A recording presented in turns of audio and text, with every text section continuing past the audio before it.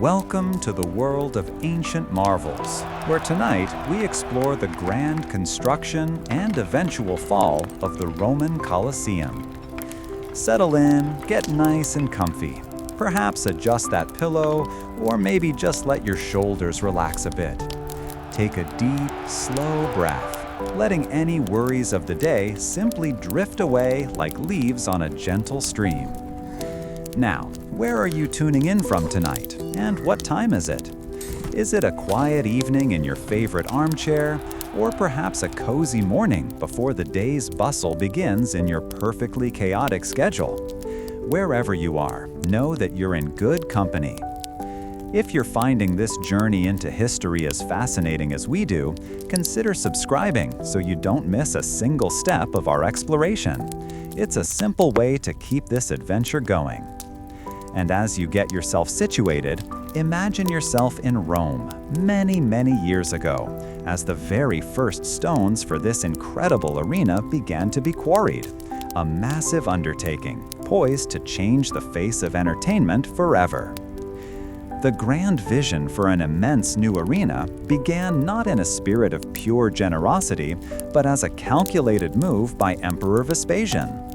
Following the excesses and unpopularity of Emperor Nero, whose golden house and artificial lake occupied this very space, Vespasian sought to reclaim the land and, more importantly, the favor of the Roman people. He announced plans for a grand public amphitheater, a place for games and spectacles to be built on what had been Nero's private domain, symbolically returning the land to public use and solidifying his own benevolent image. This initial planning phase involved more than just drawing lines on a map. It required careful consideration of the site's suitability and the immense resources that would be needed for such an undertaking, establishing the groundwork for a project that would redefine Roman engineering and public entertainment. The site preparation itself was a testament to Roman practicality and centralized planning, laying the foundation for what would become a marvel of construction. Before any stones could be lifted, the vast area occupied by Nero's former lake had to be completely drained and the ground leveled, a substantial task requiring significant earth-moving efforts. Historical accounts suggest that thousands of laborers were marshaled for this initial phase, digging trenches for foundations and clearing debris, all under the watchful eye of imperial engineers who oversaw the systematic organization of this massive workforce. This extensive foundational work was critical, ensuring that the immense weight of the future structure would be supported by stable, prepared ground, a paramount concern in any large-scale Roman construction project. Surveying the enormous elliptical footprint of the arena was the next crucial step in bringing Vespasian's vision to life. The dimensions were staggering, intended to accommodate a far larger audience than any previous Roman amphitheater, and the precise marking of this boundary was paramount for efficient material allocation and construction sequencing. Surveyors, employing tools like the groma, carefully laid out the precise measurements, a process that dictated the subsequent quarrying and transportation efforts. This methodical approach to defining the physical space underscored the systematic planning that characterized all major Roman public works, ensuring a clear and manageable objective for the burgeoning project. The concept of a centrally managed labor force directly under imperial direction was fundamental to the project's execution. Unlike private ventures, the construction of this new amphitheater was a state-sponsored endeavor, drawing upon a vast pool of skilled artisans, engineers, and unskilled laborers, many of whom were likely paid or, in some instances, were part of the legions seconded for public works. This imperial control allowed for the efficient allocation of resources and personnel, ensuring that the project progressed according to a unified plan, rather than being fragmented by competing interests. It was this organizational backbone, directing thousands of individuals towards a singular goal, that would enable the rapid and impressive construction of the Flavian Amphitheater, as it was initially known. The underlying challenge, however, was deeply political, appeasing a populace still reeling from Nero's reign and eager for grand public works to replace his perceived extravagances. By choosing to build on Nero's former opulent estate, Vespasian was not merely constructing a building, he was symbolically dismantling a monument to Nero's private indulgence and replacing it with a public space for communal enjoyment and imperial demonstration. This strategic choice of location and purpose was intended to generate goodwill and solidify his legitimacy, transforming a symbol of a controversial emperor's private excess into a monument of imperial power and public largesse that would benefit all Romans. This grand undertaking was thus born from a complex interplay of engineering ambition and political necessity, aiming to create not just a structure, but a powerful statement of imperial authority and public benefit. The sheer scale of the planned amphitheater signaled Rome's enduring might and the emperor's commitment to his people, setting a precedent for future monumental constructions and cementing the Colosseum's place in history from its very inception. The debates among scholars today often revolve around Vespasian's precise motivations, with some emphasizing his pragmatic need to distance himself from Nero, while others highlight his genuine desire to provide Rome with a magnificent new venue for entertainment, a testament to the enduring power of public works in shaping civic identity and imperial legacy. The colossal undertaking of the Flavian Amphitheater, as it was initially named, demanded immense quantities of building materials, and the primary resource for its construction was the durable and aesthetically pleasing travertine stone. This stone was not readily available in the immediate vicinity of Rome, necessitating a complex and logistically challenging quarrying operation in the hills near Tivoli, approximately 20 miles to the east. Extracting this robust limestone required skilled quarrymen who understood the stone's grain and weaknesses, employing techniques passed down through generations of Roman builders to efficiently access the most suitable deposits. This initial phase set the stage for the considerable logistical efforts that would follow. The quarrymen employed systematic methods to liberate enormous blocks of travertine from the earth, employing iron picks and wedges driven into natural fissures or pre-cut lines. Their work involved careful assessment of the stone's quality, separating usable material from inferior deposits, and then skillfully breaking free blocks that could weigh many tons. This process required not only physical strength, but also a deep understanding of the material's properties, ensuring that the quarried blocks were as uniform and structurally sound as possible, minimizing waste and maximizing the yield of high-quality stone for the demanding construction ahead. The enduring nature of travertine, with its characteristic creamy hue and slightly porous texture, made it an ideal choice for a monumental structure designed to last for centuries. The organization of labor within these quarries was a finely tuned operation, dividing tasks between the skilled men who worked the stone face and the teams of laborers responsible for hauling the massive blocks. This division of roles meant that while the quarrymen focused on the precise extraction, others managed the arduous task of moving the quarried stone to the points where it could be prepared for transport. Such a structured approach was characteristic of Roman large-scale projects, where specialized skills were recognized and allocated to specific tasks to ensure efficiency and a high standard of work, laying the groundwork for the complex network of material supply. The sheer volume of stone required presented one of the project's earliest and most significant challenges, with estimates suggesting over 100,000 cubic meters of travertine were eventually used in the Colosseum's construction.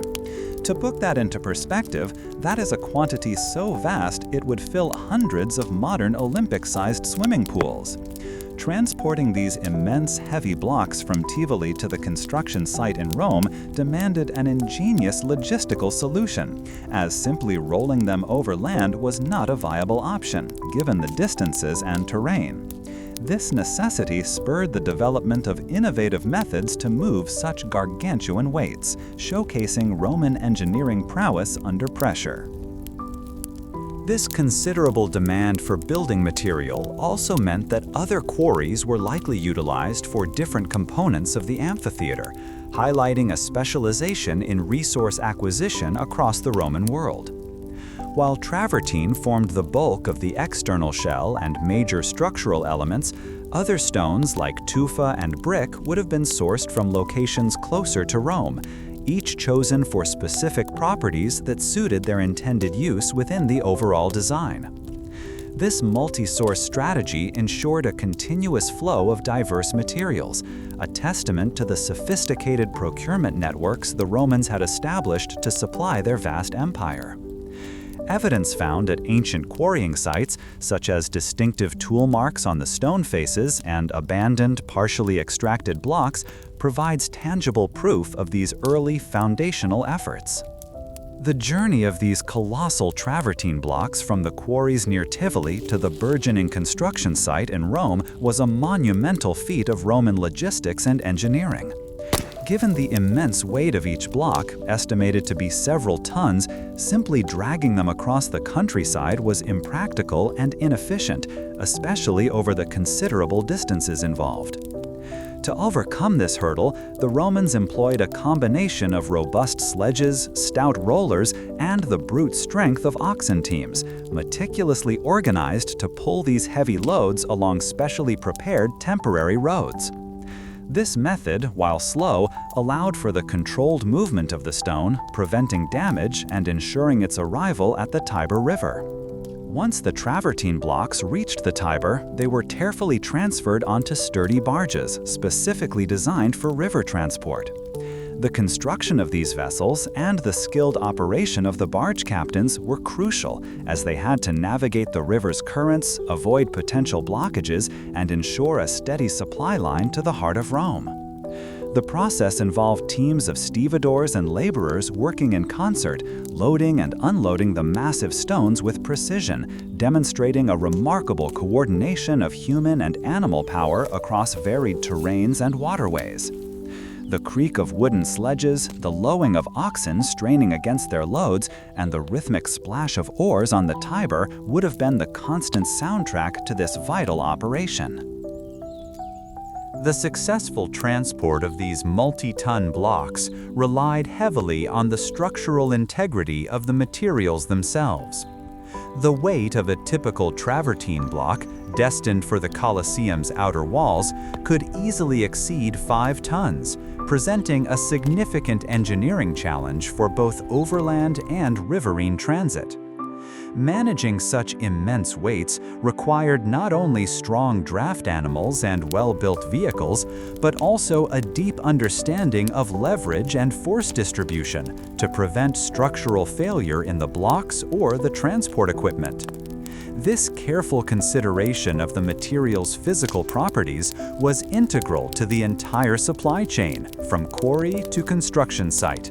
The Romans' mastery of concrete, or opus cementicium as it was known, was a pivotal factor in their ability to construct structures of unprecedented scale and complexity, and the Colosseum stands as a prime example of its application. The meticulous formulation of this revolutionary binder involved a precise blend of slaked lime, volcanic ash known as pozzolana, and various aggregates such as broken pottery or rubble. This mixture was carefully prepared and then poured into sturdy wooden formwork, creating solid load-bearing masses that could be shaped to fit the architectural designs, forming the core of many of the Colosseum's internal structures and vaults. The unique properties of pozzolana, a fine volcanic ash abundant in the region around Naples, were key to the exceptional durability of Roman concrete. This ingredient allowed the concrete to harden over time, even in damp conditions, and to gain remarkable strength, making it far superior to simple lime mortar. The Romans understood this and employed it judiciously, often varying the aggregate used depending on the specific structural requirements, using finer materials for surfaces and coarser ones for infill. This scientific approach to material composition ensured that the concrete would endure for centuries, forming the resilient backbone of the amphitheater. The labor organization for concrete work involved a clear division of tasks, with some workers dedicated to preparing the precise mix of ingredients according to established recipes, while others handled the pouring and compacting within the wooden molds. The construction of extensive scaffolding was also essential, allowing access to the higher levels of the amphitheater, where vaults and internal walls were being formed. This systematic assembly, layer by layer, required constant coordination between the concrete teams and the stonemasons, ensuring that the different materials were integrated seamlessly to create a unified and stable structure capable of supporting the immense loads of the seating and the vast crowds within. Ensuring the consistent quality of the concrete mix and the stability of the formwork were critical challenges that demanded constant vigilance. Any deviation in the proportions of the ingredients or any weakness in the wooden molds could compromise the structural integrity of the entire section. The sheer quantity of concrete required for the Colosseum's numerous vaults, corridors, and foundations meant that thousands of cubic meters had to be produced and poured accurately, a task that required meticulous oversight and a well-managed workforce to prevent errors and ensure the project's adherence to its ambitious timeline and engineering specifications. Chemical analysis of concrete samples taken from the Colosseum today confirms the high quality of the original mix and the precise techniques employed by the ancient builders. The genius of Roman architecture truly shines in the construction of the Colosseum's ubiquitous arches and the sophisticated vaults that enabled its immense height and vast seating capacity. Each of the 4 exterior levels features a distinct architectural order, with arcades that not only provided structural support, but also allowed for efficient movement of people through the numerous corridors and stairways. These arcades were systematically constructed, with each arch transferring its load to the piers below, creating a strong, repetitive structural system that could be extended upwards with remarkable stability. This layered approach to load-bearing was fundamental to achieving the building's monumental scale. The internal structure relied heavily on barrel vaults and groin vaults, massive curved structures that distributed weight downwards and outwards to the supporting walls and piers. These vaults were not simply decorative, they were essential engineering elements that created the tiered seating levels and enclosed the vast interior space, allowing for a capacity that historians estimate could reach up to 80,000 spectators. The interplay between precisely cut travertine blocks, fired bricks, and the strong Roman concrete created a composite structure of exceptional resilience, with iron clamps often used to bind stonework together, further enhancing its solidity. The coordination of these varied construction elements required a highly organized labor force, with skilled masons shaping and placing the stone, carpenters constructing and dismantling the wooden formwork for the concrete vaults, and countless laborers assisting with material handling and assembly. The role of foreman in overseeing specific sections of the structure was paramount, ensuring that the work proceeded according to the master plan and that quality was maintained throughout the build. This hierarchical organization, common in Roman construction, allowed for the efficient management of thousands of workers engaged in diverse but interdependent tasks. The primary challenge in building upwards was the even distribution of the immense weight generated by the seating tiers, the vaulted corridors, and the thousands of people who would eventually occupy the structure.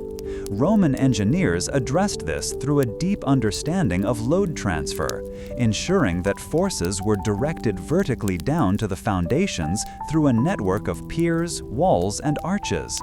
The stability of the outer walls, which bore a significant portion of the load, and the internal support structures were critical, with any weakness in this complex system potentially leading to catastrophic failure.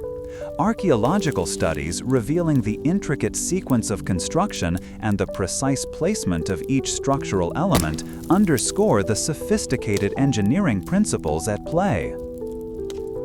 Beneath the very surface of the arena floor lay a marvel of Roman ingenuity, the hypogeum, a complex network of tunnels, cages, and ingenious mechanisms designed to bring a dynamic element of surprise and spectacle to the games.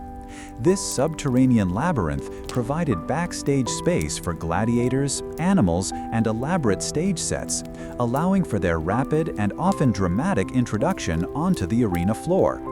The construction involved the careful assembly of wooden shafts, reinforced with iron fittings, which housed elevators and pulley systems operated by counterweights. This hidden world was as crucial to the overall performance as the visible arena above. The materials used in the hypogeum's construction reflected its functional purpose, favoring durable wood for shafts and cages and sturdy iron for the vital mechanical components like pulleys and winch mechanisms. Stone was also utilized for supporting structures and the walls of the tunnels, ensuring a robust environment for the intensive activities that took place below. The design prioritized efficiency and reliability, allowing for multiple animals or gladiators to be raised simultaneously or in quick succession, adding an element of unpredictable drama to the events unfolding in the arena, transforming the performance space into a truly multi-layered spectacle. The labor organization within the hypogeum required specialized skills far beyond those of general construction workers. Highly trained mechanics were essential for operating and maintaining the complex elevator and pulley systems, ensuring their smooth and safe functioning. Animal handlers were responsible for managing the often dangerous beasts in their cages, while dedicated stagehands coordinated the movement of scenery and props. The seamless operation of this underground world depended on the expertise of individuals who understood the unique demands of producing large-scale spectacles, a hidden army ensuring the show went on. The greatest challenge in creating the hypogeum was devising a system that was not only functional but also reliable and capable of rapid deployment of its inhabitants onto the arena floor. Creating a system of elevators and counterweights that could smoothly raise heavy cages containing wild animals or armed gladiators, often in quick succession, required precision engineering. Managing the sheer volume of animals, performers, and stage elements below ground, all while coordinating their timely appearance above, was a logistical puzzle that Roman engineers solved with remarkable success, transforming the arena into a stage where the unexpected was always possible. The clanging of metal, the distant muffled roar of the crowd filtering down through the shafts, and the ever-present musty scent of straw and animal musk would have been the sensory hallmarks of this hidden realm. The arena floor itself, the stage for the dramatic events, was a carefully constructed surface designed for both spectacle and practicality, representing a distinct phase in the Colosseum's construction. This critical surface was not simply a patch of dirt, but a layered system engineered to manage the intense activity it would host. The base layers consisted of gravel for efficient drainage, followed by a thick layer of clay to provide a stable and compacted foundation, ensuring that the arena surface remained firm and level even after heavy use or exposure to the elements. This careful preparation of the ground was essential for the safety and effectiveness of the spectacles. Capping these foundational layers was the characteristic thick stratum of sand, known as harena, which gave the arena its very name. This sand served multiple crucial purposes. It provided a soft cushioning effect for combatants, absorbing some of the impact from falls and blows, and importantly, it was designed to soak up the blood spilled during the contests, maintaining a semblance of order and visual presentation. The depth and coarseness of the sand were carefully managed, with teams of workers responsible for maintaining this specific surface between events, ensuring a consistent and appropriate ground for the varied spectacles. The labor involved in preparing and maintaining this vital arena surface fell to specialized teams who understood the demands of the spectacles.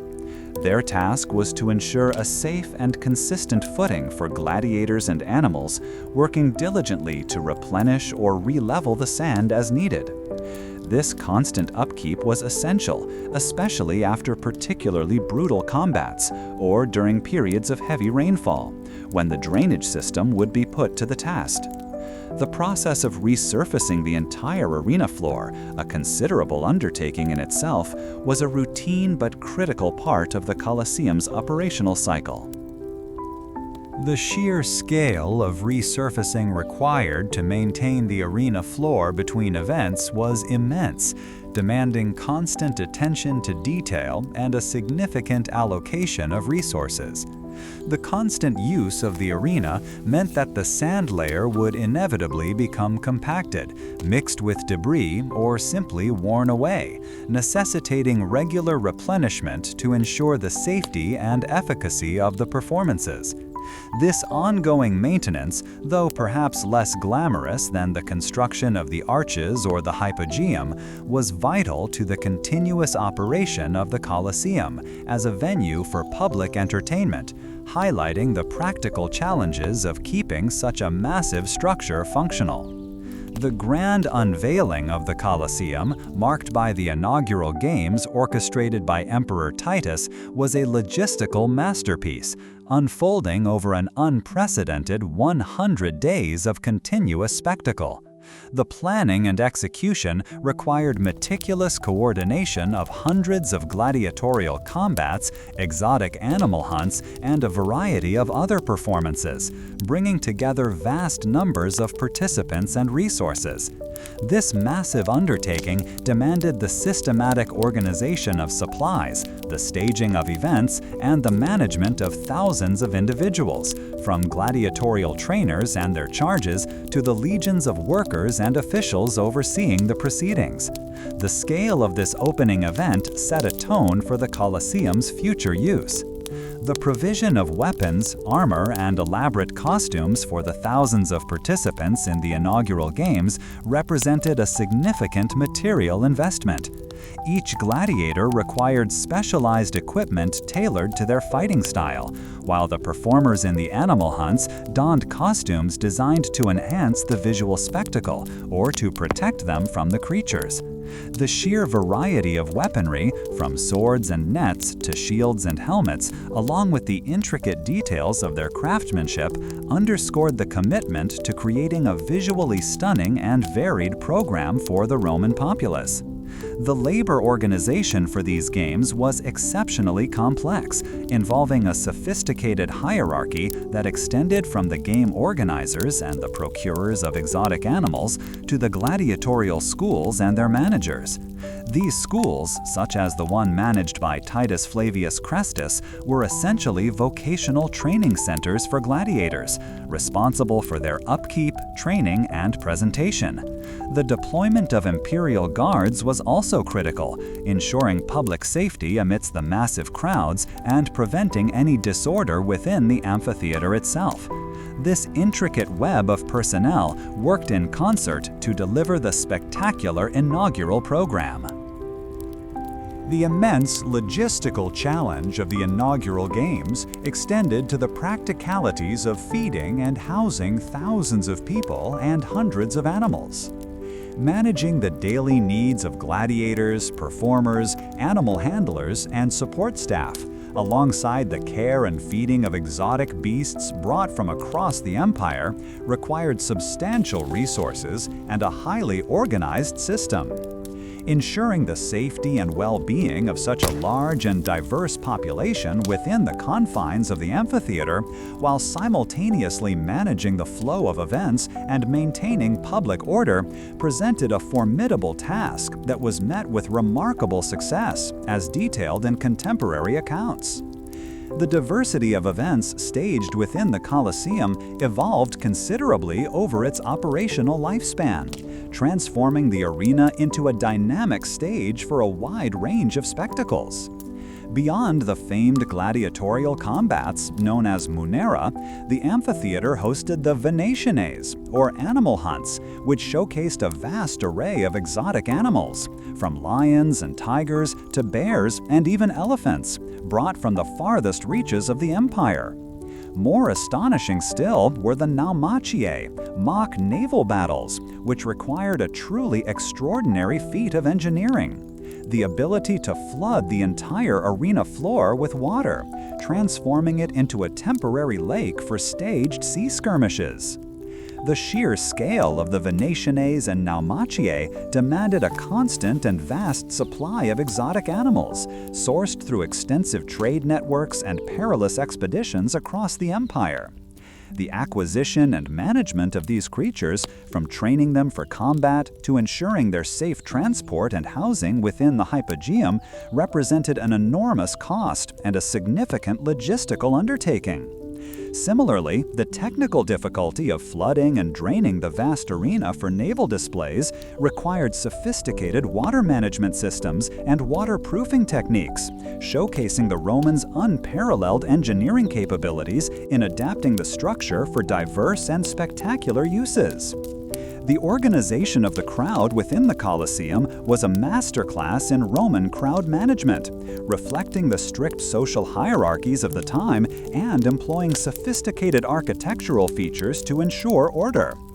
The seating arrangements were meticulously tiered according to social status, with the emperor, senators, and vestal virgins occupying the lowest, most prestigious levels closest to the arena, while the plebeians and women were situated in the upper tiers. This rigid segregation ensured that social order was visually reinforced within the amphitheater, mirroring the structure of Roman society itself. The architectural design incorporated a highly efficient system of numbered entrances known as vomitoria and a network of internal corridors and staircases. This design was specifically engineered to allow the rapid dispersal and congregation of vast numbers of spectators, enabling up to 80,000 people to enter or exit the Colosseum in a remarkably short time. This efficient flow of people was crucial for managing large crowds, minimizing congestion, and preventing the sort of accidents or stampedes that could easily occur in such densely packed environments, demonstrating foresight in the planning for public safety. The maintenance of the Colosseum was a continuous and substantial undertaking, requiring dedicated teams and resources to ensure its ongoing operational status. Regular repairs were essential for the vast network of masonry, concrete elements, and seating structures, which endured constant use and exposure to the elements. The intricate mechanisms of the hypogeum, the sanitation systems, and the extensive network of corridors also demanded regular upkeep to function correctly, preventing disruptions to the spectacles and maintaining the overall integrity of the massive structure. This commitment to preservation was vital for its sustained use. The material needs for ongoing repairs were considerable, involving the use of various mortars, patching materials, and replacement stones to address wear and tear, earthquake damage, or other structural issues that arose over time. The Colosseum's location in a seismically active region meant that regular structural assessments and repairs were necessary to maintain its stability. The ongoing need for these materials, coupled with the skilled labor required for their application, represented a significant portion of the operational budget for the amphitheater, highlighting the substantial ongoing investment required to keep such a colossal structure in good condition. The labor force dedicated to the Colosseum's maintenance was substantial, comprising a permanent team of skilled workers, masons, and engineers who were directly employed to keep the amphitheater in good repair. This in-house expertise ensured that repairs were carried out efficiently and to the high standards expected of imperial projects. Their work involved not only fixing visible damage, but also inspecting the structure for potential weaknesses, particularly in the massive vaulted ceilings and the extensive underground chambers, demonstrating a proactive approach to structural preservation. The significant cost associated with constant maintenance and the logistical coordination of repairs presented ongoing challenges. Undertaking major repairs often required sections of the Colosseum to be closed off, potentially disrupting scheduled events or necessitating careful scheduling to minimize impact on the spectacles. The corrosive effects of weather, combined with the sheer wear and tear from millions of spectators over decades, meant that these maintenance efforts were never ending, a constant battle to preserve the integrity of this immense architectural achievement. Inscriptions and records from the period often mention the substantial maintenance budgets allocated to the amphitheater, underscoring its importance as a public asset. As the Western Roman Empire entered a period of decline, the vibrant spectacles that once filled the Colosseum began to wane, significantly impacting its operational status. Economic pressures and shifting political priorities meant that the substantial funding required for importing exotic animals, supporting gladiatorial schools, and staging elaborate games became increasingly difficult to sustain. This reduction in resources directly led to a decrease in the frequency and grandeur of the events held within the arena, marking a turning point in its history and signaling the beginning of its decline as a primary venue for public entertainment. The diminished availability of resources also affected the material supply chain and the workforce needed to support the Colosseum's activities. The cessation of large-scale imports of exotic animals, for example, meant that the popular venenones became less frequent or were replaced by less demanding spectacles. Furthermore, the reduced availability of skilled labor, as artisans and laborers were drawn to other, more urgent needs of the empire, further hampered the capacity to maintain the structure and its complex operational systems. This decline in resources created a cascading effect, impacting all aspects of the amphitheater's functioning. The labor organization also underwent a transformation, shifting from a highly organized imperial-funded workforce to more ad hoc maintenance efforts, or the repurposing of labor for immediate needs. As the empire's resources dwindled, the priority often shifted to more critical defensive or administrative tasks, leaving the upkeep of grand public monuments like the Colosseum to fall by the wayside. This change in focus meant that the consistent and systematic maintenance that had characterized its earlier years became increasingly sporadic, contributing to the gradual deterioration of the structure. The economic pressures and changing political landscapes of the late Roman period presented formidable challenges to the continued operation of the Colosseum. As the empire faced invasions, internal strife, and a contracting economy, the resources that had once flowed freely for public entertainment were redirected to more pressing matters of state defense and administration. Consequently, the grand spectacles that had defined the Colosseum's golden age became less frequent, and the amphitheater gradually transitioned from a vibrant arena of entertainment to a symbol of a past era, its elaborate systems falling into disuse. Following the cessation of its public spectacles, the Colosseum underwent a dramatic transformation, becoming a vast source of building materials for new construction projects across Rome. The high-quality travertine blocks, the decorative marble elements, and even the iron clamps used to bind stonework were systematically salvaged and repurposed, effectively turning the monumental amphitheater into a massive quarry. Workers and builders would meticulously dismantle sections of the structure, employing levers and tools to carefully pry loose the valuable stones and metals, transporting them to new sites for reuse in palaces, churches, and fortifications. The inherent value and quality of the Roman building materials made them highly desirable for reuse, as obtaining fresh materials was often more costly and time-consuming than salvaging them from existing structures. The travertine in particular was prized for its durability and aesthetic appeal, and its extraction from the Colosseum provided a readily available supply for builders of the medieval period. This organized salvage operation, driven by the practical need for resources, fundamentally altered the Colosseum's physical form, stripping away much of its original grandeur. The labor organization for this salvage effort involved crews of workers and builders who treated the Colosseum as a vast, accessible building supply depot. They would target specific sections, systematically dismantling them to extract the most valuable components, demonstrating a pragmatic approach to resource management in a period of significant change. This process was often carried out with a degree of organized efficiency, as the demand for building materials remained high throughout the medieval era, and the Colosseum offered a convenient and rich source.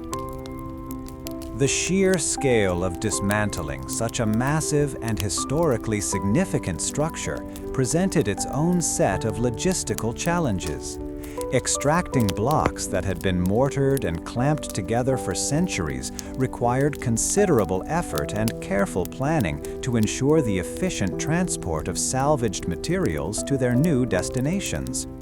The rhythmic clang of hammers on metal clamps, the scraping of stone against stone as blocks were pried loose, and the creak of carts laden with these valuable materials would have been the prevailing sounds of this era, as the Colosseum was slowly dismantled and its components dispersed.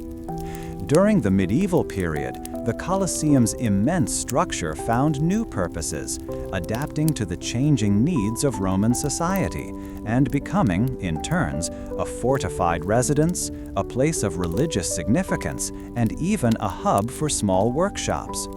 The cavernous interior spaces were partitioned and modified to create more compartmentalized living quarters, and sections of the outer walls were reinforced to serve as defensive positions for noble families who occupied the structure. These adaptations transformed the amphitheater from a public arena into a self-contained community or a defensive stronghold. The modifications made during this period involved the use of rubble and salvaged materials to construct partitions, create new floors, and reinforce weakened sections of the ancient walls. Chapels were established within its shell, and religious orders sometimes took up residence, finding sanctity in its historical weight.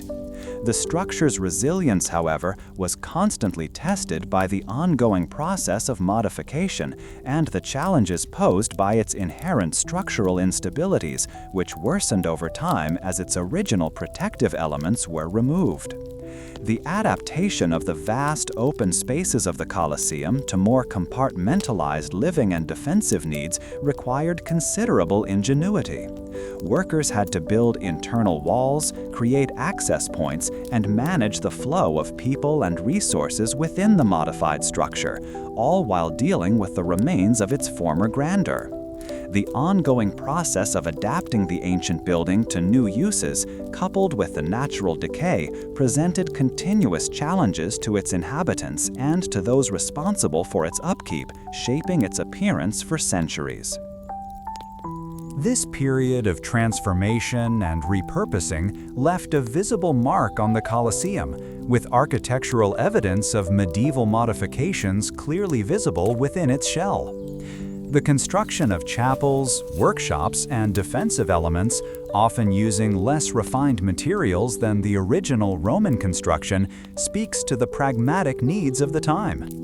The evidence of habitation, from hearths to simple living spaces, also paints a picture of the Colosseum as a living, breathing entity, albeit one far removed from its original purpose. As the centuries passed and the intellectual curiosity of the Renaissance and Enlightenment grew, a renewed interest in the Colosseum emerged, sparking early scholarly inquiry into its original design and purpose. Researchers and antiquarians began to visit and document the structure, attempting to decipher its complex architecture and understand the sophisticated engineering techniques employed by the Romans. Early preservation efforts also began to take shape, recognizing the historical and architectural significance of the colossal ruin, initiating a process of study and conservation. These early investigators meticulously examined the building's materials and construction methods, often sketching and describing the surviving elements to piece together a picture of its original form. The scientific examination of the building materials, including the concrete and the different types of stone used, provided valuable insights into Roman engineering practices. This period marked the beginning of a systematic approach to understanding the Colosseum, moving beyond its role as a quarry or a fortification to appreciating it as a subject of historical and archaeological study. The early archaeologists and historians who began to study the Colosseum faced significant challenges in differentiating the original Roman structures from the later medieval modifications and additions. The layers of history were complex, with evidence of various periods of occupation and alteration overlaying the original construction. The limited understanding of Roman engineering principles at the time also meant that fully grasping the ingenuity of its design was a gradual process, requiring persistent investigation and the accumulation of knowledge. Despite these difficulties, the early drawings, sketches, and written accounts produced by antiquarians and scholars from the Renaissance and Enlightenment periods were crucial. These documents provided invaluable records of the Colosseum's state of preservation at the time, capturing details that may have subsequently been lost due to further decay or human intervention. This growing body of documentation laid the essential groundwork for modern scholarship and the ongoing efforts to preserve and interpret this iconic structure for future generations.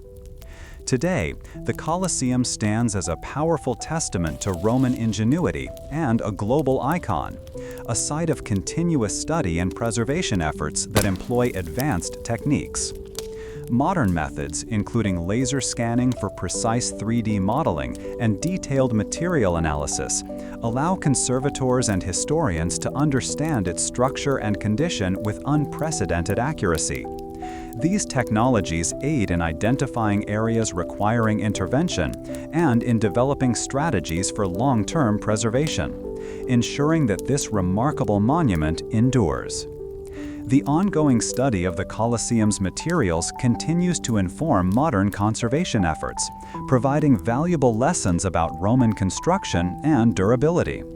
Understanding how the original materials have withstood the test of time and identifying the factors that have contributed to their degradation helps inform the selection of appropriate materials and techniques for contemporary repair and preservation work. This scientific approach ensures that interventions are sensitive to the historical fabric of the structure, aiming to stabilize and protect it for the future. A global collaboration of engineers, historians, archaeologists, and conservationists is now dedicated to the study and preservation of the Colosseum, working together to safeguard its legacy. This collective expertise contributes to a deeper understanding of its complex history, from its construction to its eventual transformation.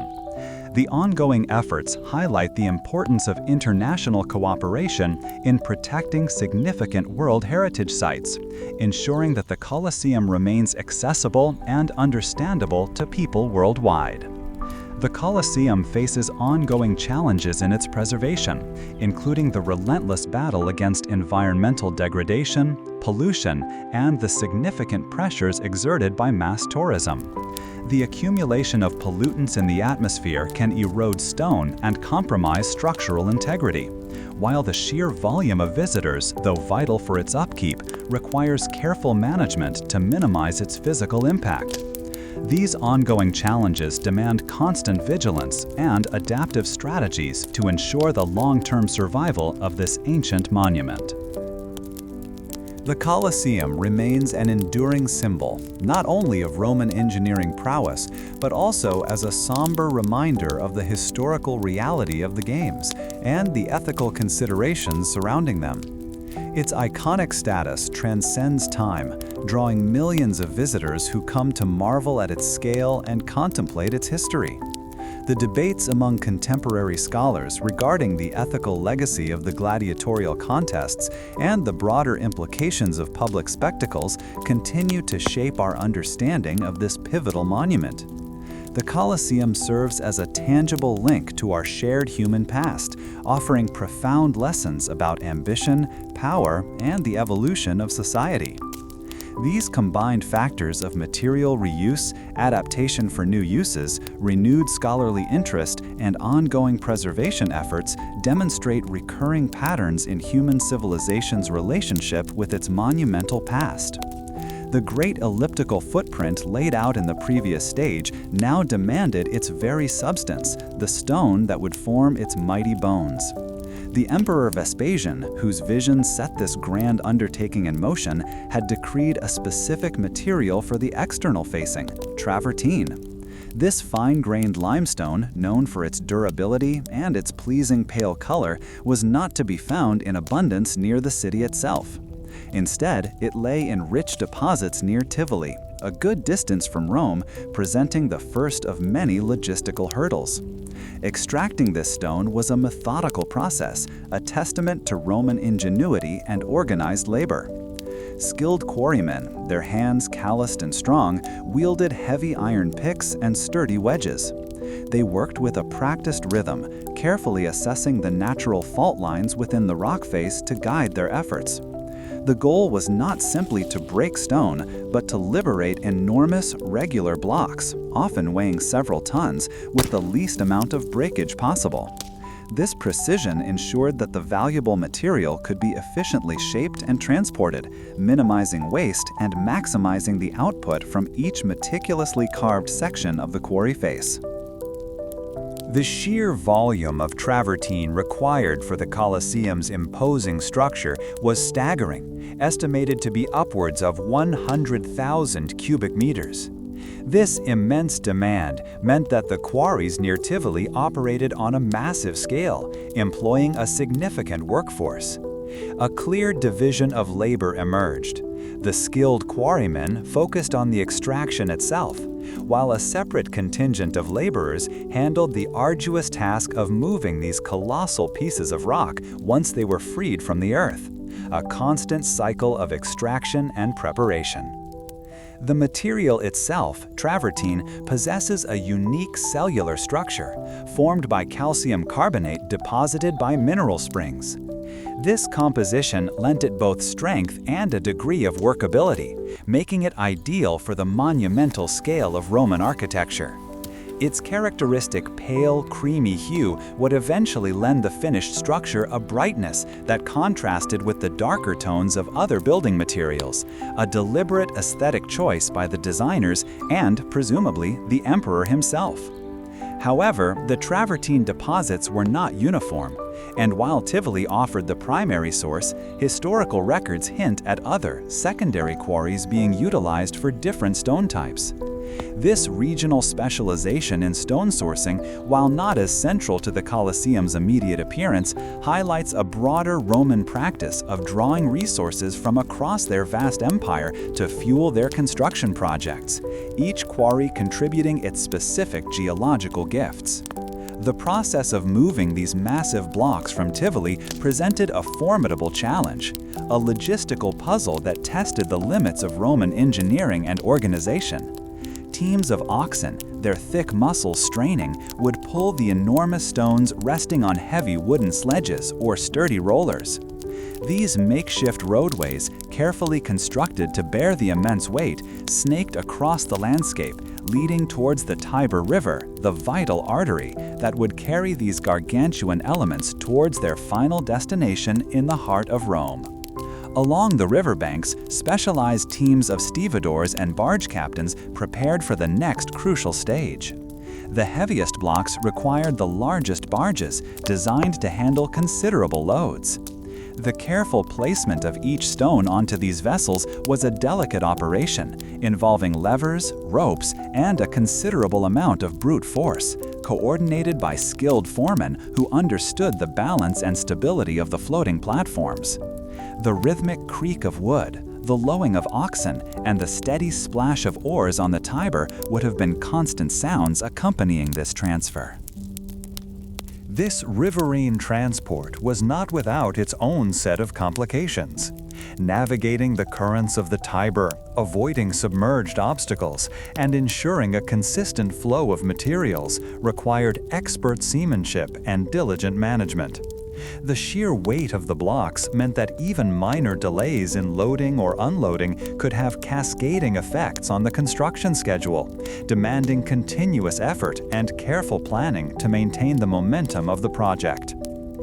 Evidence of these ancient quarrying activities can still be found, with vast scarred faces of rock bearing the distinct marks of iron tools and wedges, silent testaments to the labor involved. Similar evidence, in the form of remnants of ancient Roman roads and artistic depictions of stone transport, further illuminates the methods employed. These archaeological fragments and visual records allow us to piece together the immense physical effort and systematic planning that underpinned the acquisition of this foundational material. This meticulous quarrying and transport of travertine, therefore, represented not just the sourcing of a building material, but the initial, critical step in a complex engineering and organizational endeavor. It set a precedent for the scale of resource management and labor coordination that would be required for every subsequent phase of the Colosseum's construction, a veritable river of stone flowing towards the creation of an enduring monument. Such adaptations reveal the complexity of historical change. The immense blocks of travertine, quarried with such patient effort near Tivoli, now represented a substantial undertaking in their own right, awaiting their final journey. These colossal stones, some weighing many tons, demanded a level of logistical planning that would astound modern engineers, let alone those of the 1st century AD.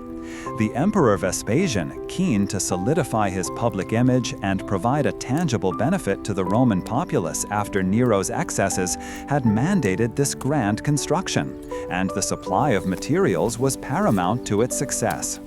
The sheer scale meant that the work of moving these scones was not a simple matter of brute force, but a finely tuned operation that relied on a deep understanding of mechanics and human coordination.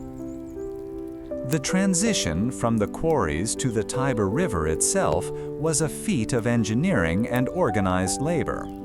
Temporary roads, carefully laid and compacted, were constructed to facilitate the movement of heavy sledges carrying the travertine. These sledges, crafted from sturdy timber, rested on log rollers, allowing teams of oxen to pull the immense weight. Imagine the scene: the rhythmic creak of wood under strain, the lowing of the oxen as they strained against their yokes, and the shouts of the men guiding their efforts. Each block was a carefully managed cargo, positioned with precision to ensure it did not damage the sledge or the road surface. This was not simply hauling, it was the careful choreography of immense weight. Once the travertine blocks reached the banks of the Tiber, the next crucial step involved their loading onto specially constructed barges. These vessels, built for capacity and stability, were essential for navigating the considerable distance to Rome. The coordination here shifted to the skills of river pilots and stevedores, men who understood the currents and the weight-bearing limits of their craft. Loading such heavy stones onto a floating platform required careful distribution of weight, ensuring the barge remained level and did not capsize. The river, a vital artery for Roman commerce, now served as a superhighway for the Colosseum's building blocks. The weight of these typical blocks is a testament to the planning involved. Estimates suggest many easily tip the scales at several tons. This fact alone necessitates an appreciation for the engineering prowess required.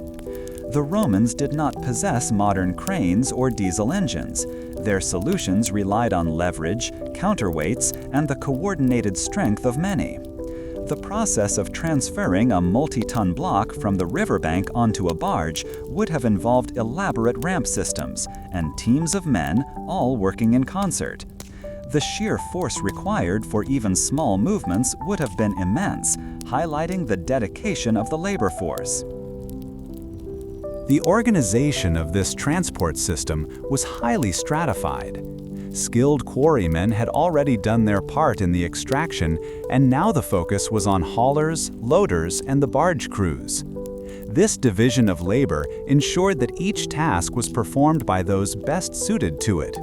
The success of the entire operation depended on the seamless handover of materials from one team to the next. A delay at any point, a broken sledge, a stuck barge, or a mishap during loading could have had ripple effects throughout the entire construction schedule, underscoring the importance of constant supply. Navigating the Tiber River itself presented its own unique set of challenges. Roman barges had to contend with the natural flow of the water, which could be swift and unpredictable in places. Blockages, fallen trees, or shallow sections could impede progress, requiring careful piloting and potentially additional labor to clear obstructions. Ensuring a continuous and steady flow of these essential building materials to the city was vital to maintaining the momentum of construction. The river demanded respect and skillful management, much like the skilled artisans who would later shape these stones. The sheer volume of stone required for the Colosseum was staggering, often estimated at over 100,000 cubic meters of travertine alone. This quantity meant that the transport operation was not a one-off event, but a sustained, months-long endeavor. Imagine the constant activity along the riverbanks, barges arriving and departing with their heavy cargoes, the sounds of labor echoing across the water. The visual impression would have been one of a ceaselessly moving river of stone, a testament to the scale of the imperial project. This constant flow of materials was the lifeblood of the emerging amphitheater. This logistical operation was not merely about moving raw materials. It was also about establishing the infrastructure to support it. The construction of temporary roads, the maintenance of barges, and the provision of food and shelter for the vast number of laborers all formed part of the complex web of support. The Romans were masters of organization, and this project exemplifies their ability to marshal resources on an unprecedented scale.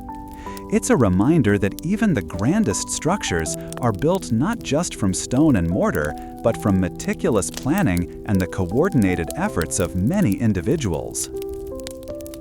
Beyond the travertine, other materials were also making their way to the construction site, albeit through different routes or smaller-scale operations. While the travertine formed the grand facade and main structural elements, finer marble for decorative elements and brick for internal vaulting would also be needed. Each material had its own specific quarrying and transport requirements, adding further layers of complexity to the overall supply chain.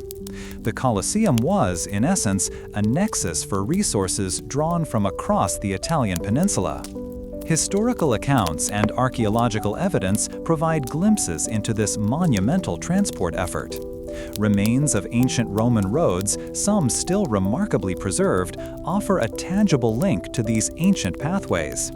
Furthermore, depictions of similar transport scenes in Roman art, such as reliefs on sarcophagi or friezes, illustrate the methods used from moving heavy objects with animal power and rollers.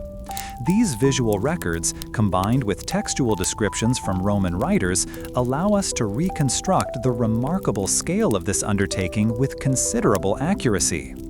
The successful transport of these immense travertine blocks laid the essential foundation for the next stages of construction. It demonstrated the Romans' mastery of logistics and their ability to overcome significant physical challenges through careful planning and organized labor. The river had delivered its bounty, and these stones, now resting near the construction site, awaited the skilled hands that would transform them into the iconic arches and walls of the Flavian amphitheater. The process was a testament to their ingenuity, and the groundwork was now firmly in place. This immense movement of materials highlights the critical role of infrastructure, both natural and man-made, in enabling large-scale projects. The Tiber River, a lifeline for commerce, became a literal highway for the construction of one of the ancient world's most enduring symbols. The coordinated efforts of countless individuals, from the quarrymen to the barge captains, each playing their part in this complex ballet of logistics, were essential to bringing Vespasian's vision to life. It was a process that required not just physical strength, but also immense foresight and organizational talent. The sheer effort involved in moving these multi-ton blocks also offers a unique perspective on the value placed upon such projects by the Roman state. The investment in labor, materials, and specialized transport indicates the profound significance of public works in Roman society. It was not merely about building a structure, it was about demonstrating imperial power, providing employment, and ultimately offering a magnificent space for public entertainment that would solidify the emperor's legacy. The journey of these stones, from quarry to river, was the first chapter in a much larger story of spectacle and engineering. This extensive movement of building materials illuminates the vital link between resource acquisition and monumental architecture in the ancient world. The meticulous preparation of the foundation for the great amphitheater reached a crucial phase. This involved not only the massive excavation, but the very creation of the binding agent that would define Roman construction for centuries. Sources from the time describe the careful selection of materials for what the learned men called opus commentitium, or Roman concrete. It was a blend of volcanic ash, specifically the fine gray powder known as pozzolana, mixed with slaked lime and a coarse aggregate of broken stone or brick. The unique property of this volcanic ash, found in abundance near the Bay of Naples, was its ability to react chemically with the lime and water, creating a remarkably strong and durable cement. This remarkable opus commentitium was more than just a mix, it was a system. Laborers organized into teams would prepare the components separately.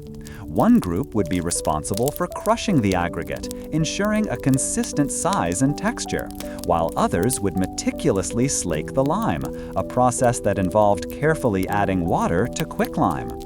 The pozzolana and lime were then combined, and the aggregate was added, all in carefully measured proportions. This dry mix was then transported to the mixing pits, where water was added to create a thick, workable slurry. The skilled application of this new material required both strength and precision. The sheer scale of the undertaking meant that vast quantities of this concrete were needed, and its application required an understanding of structural mechanics. Carpenters erected sturdy wooden formwork, essentially temporary molds that defined the shape of the vaults and walls. Into these forms, the wet concrete mixture was poured, layer by layer. Workers would then use special tampers, heavy mallets made of wood or stone, to compact the concrete, forcing out air pockets and ensuring a dense, solid mass. This meticulous packing was essential to the strength and longevity of the structures. The genius of Roman concrete, however, lay not just in its initial strength, but in its ability to continue hardening over time, a quality attributed directly to the pozzolana.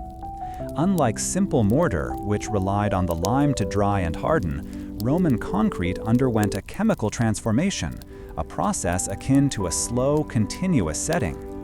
This meant that structures built with it gained strength long after the formwork was removed, allowing for greater heights and wider spans than previously possible. Vitruvius, an architect and engineer whose writings were highly valued, detailed the importance of using the right kind of aggregate and ensuring the quality of the pozzolana. Indeed, chemical analysis of samples taken from the Colosseum itself confirms this. The concrete used in its foundations and lower levels, where immense weight needed to be supported, incorporated larger, more robust aggregate materials. As construction moved upwards, the aggregate became finer, contributing to the smoother finish required for the upper tiers and the supporting arches.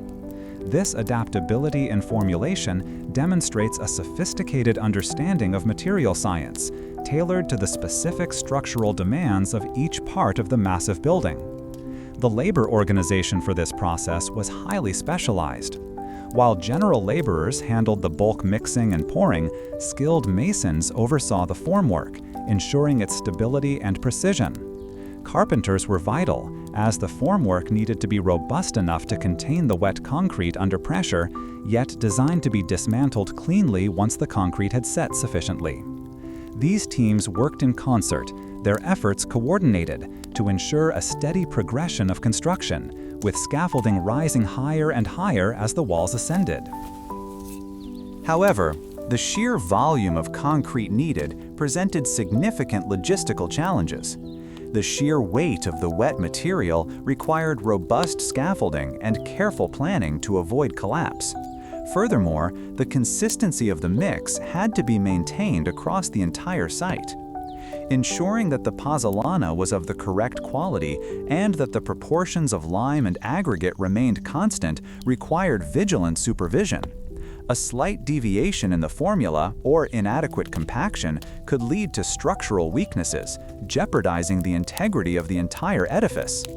The success of this concrete construction depended on a continuous supply of its constituent parts. While the travertine was quarried and transported with great effort, the materials for the concrete also required careful sourcing and preparation. Lime kilns operated continuously to produce fresh lime, and quarries provided the stone and brick fragments for the aggregate. The volcanic ash itself was a commodity, carefully collected and transported from the south, underscoring the interconnectedness of Rome's vast resource network that fueled such monumental projects. The strategic placement of the concrete was also a marvel of planning. It wasn't just poured haphazardly, it was shaped and guided by the formwork, creating the characteristic curves of the vaults and the solid mass of the walls. This method allowed for the creation of complex shapes with a degree of flexibility that cut stone alone could not offer. It was this combination of readily available materials and adaptable techniques that truly revolutionized Roman building practices, enabling structures of unprecedented scale and complexity. This ability to create strong, monolithic structures with concrete and its supporting formwork directly enabled the creation of the Colosseum's characteristic tiered arcades.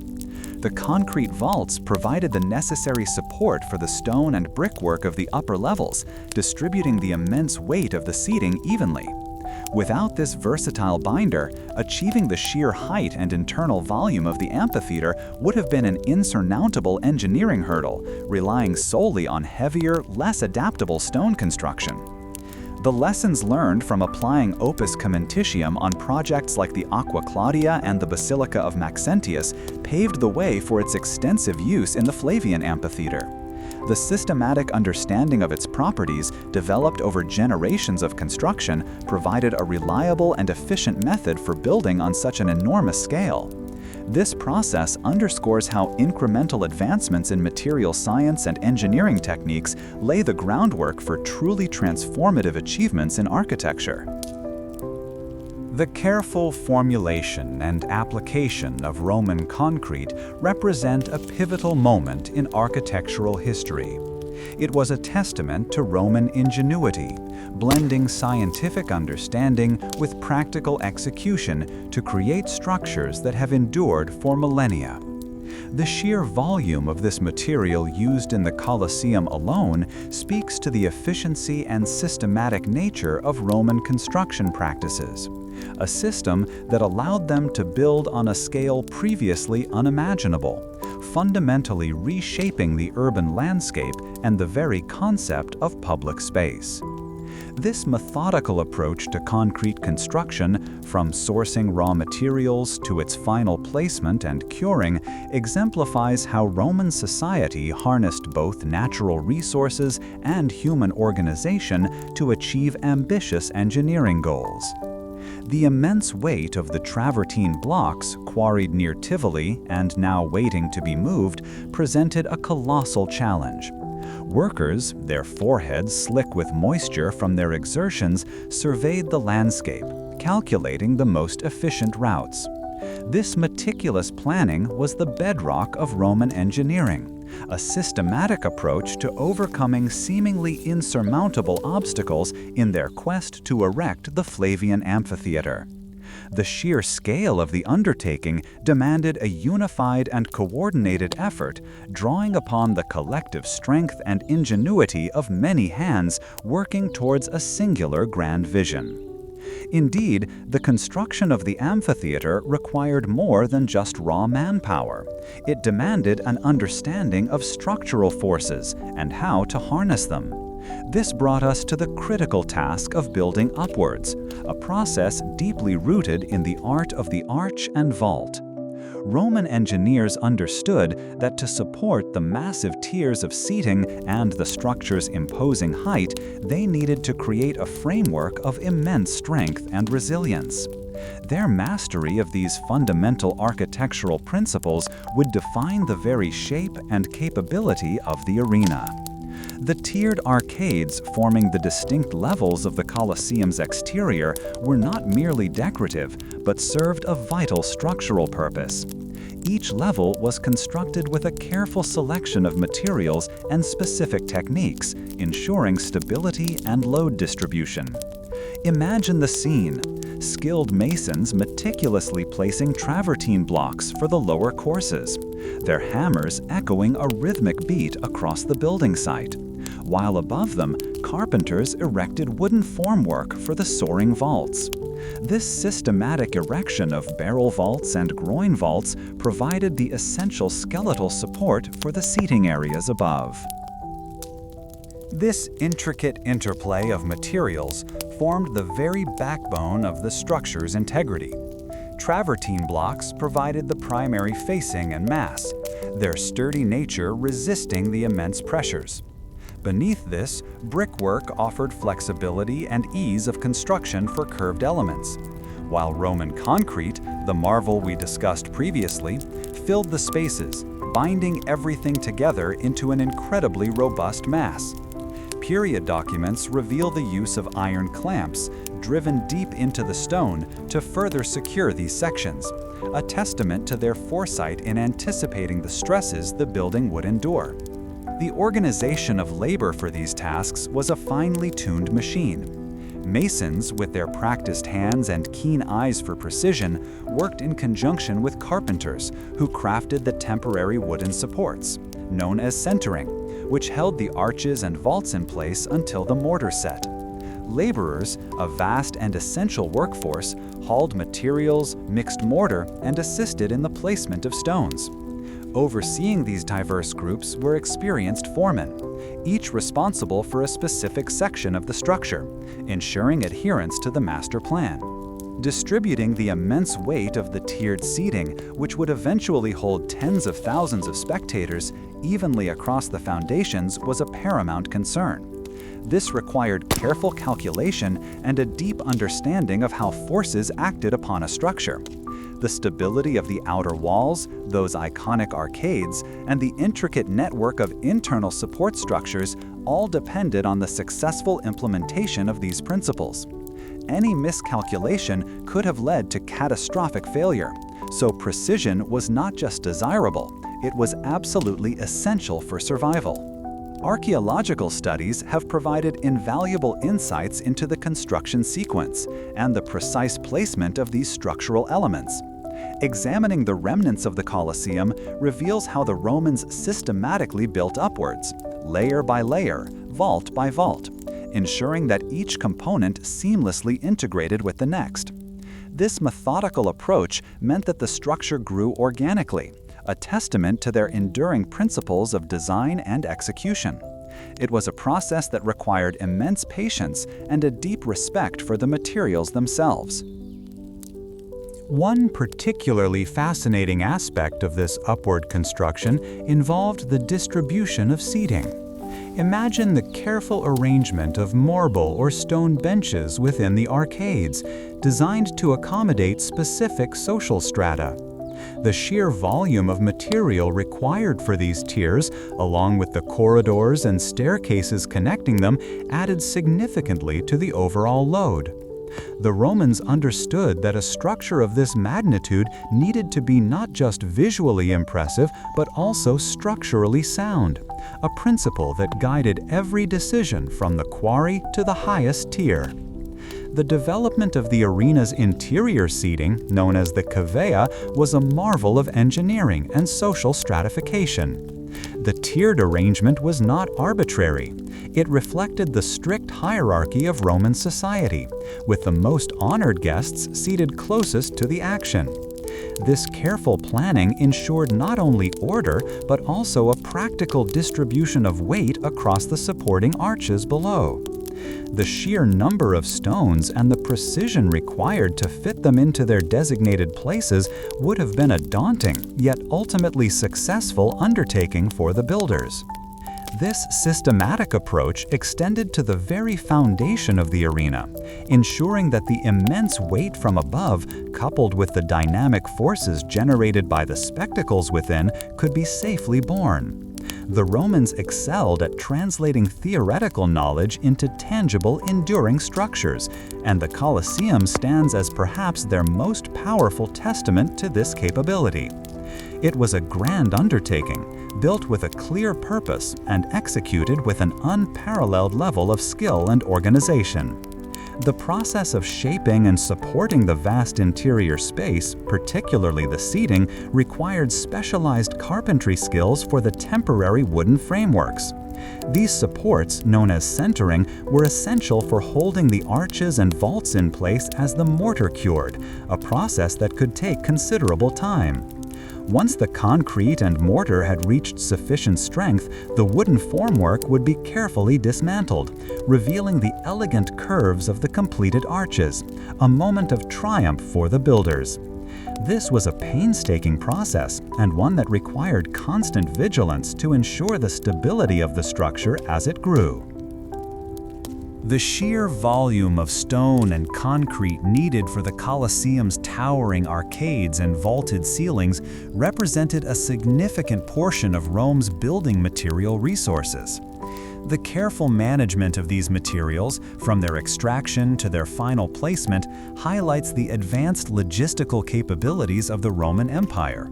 It was a grand endeavor, requiring immense coordination and a deep understanding of how to transform raw earth into a monument that would stand for centuries, shaping the very skyline of the eternal city. These conditions help explain persistent questions in historical study. The massive walls of the amphitheater had risen, tier upon tier, a testament to Roman engineering and relentless human effort. Yet beneath the visible grandeur, a complex world of hidden mechanisms hummed with activity, a vital artery that supplied the spectacles above. This unseen realm, the hypogeum, was a labyrinth of tunnels and chambers, designed to transform the stark arena floor into a stage of unimaginable variety. Imagine the dark, damp passages, smelling of earth and animal, where gladiators waited in the moments before their fate was revealed, and where the machinery of illusion was meticulously prepared. The construction of this subterranean network involved a different kind of expertise than the stonemasons who had shaped the upper levels. Here, skilled carpenters and metalworkers were paramount. Their craft focused on the intricate workings of elevators and trapdoors.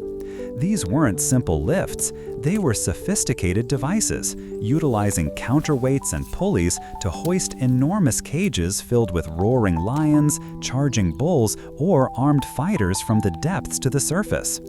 Wood, carefully selected for its strength and resilience, formed the shafts and frames, while iron, forged by smiths, provided the necessary strength for the ropes, winches, and connecting mechanisms.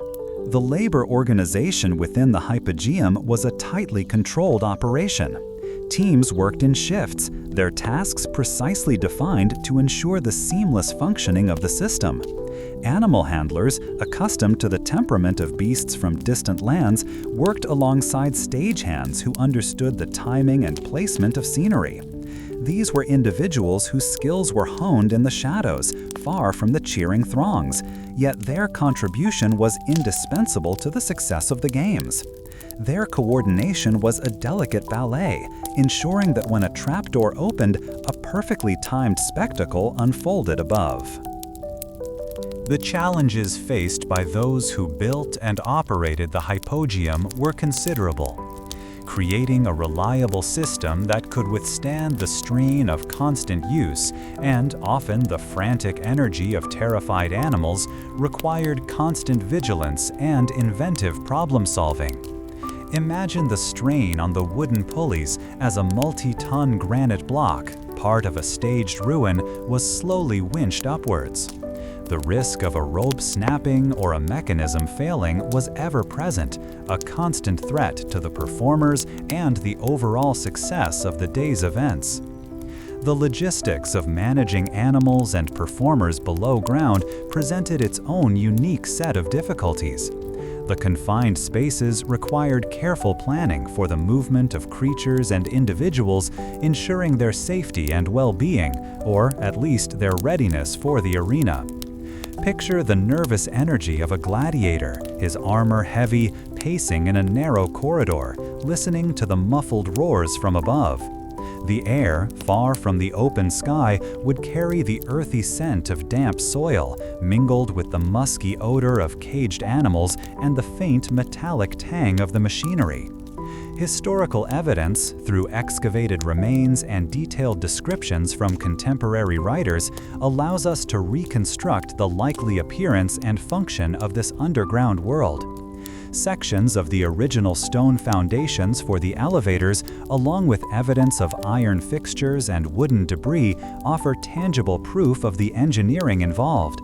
These findings confirm that the hypogeum was not a simple cellar, but a complex, multi-layered system designed for rapid and dramatic presentation. The sheer ingenuity required to create such a system for the amphitheater's operations speaks volumes about Roman practicality. They understood that the impact of the games was not just in the combat itself, but in the surprise and spectacle that accompanied each act. The ability to suddenly introduce a new threat, a dramatic change of scenery, or a triumphant hero from what seemed like nowhere was a key element in captivating the vast audiences gathered within the arena's embrace. This intricate network of passages and mechanical elevators allowed for an almost theatrical fluidity in the day's events. A fierce hunt might be followed by a dramatic reenactment, with characters and props appearing as if conjured from the earth itself.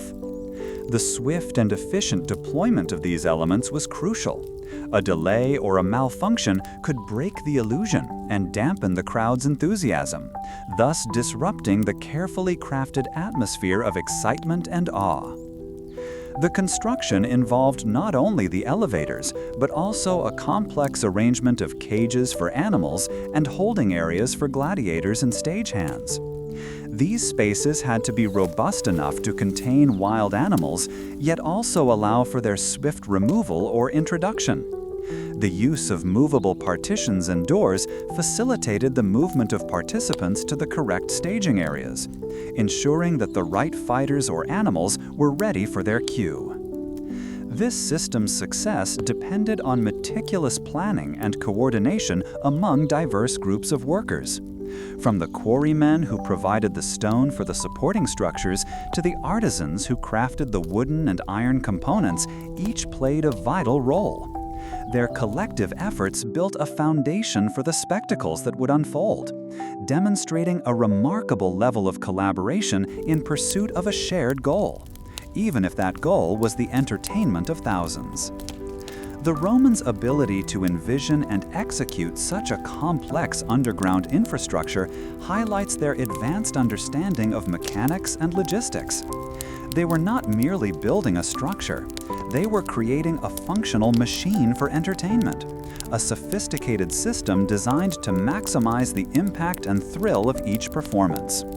This focus on the hidden, functional elements of their grand designs is a key indicator of their practical genius. The constant maintenance required to keep these mechanisms in working order was also a significant undertaking.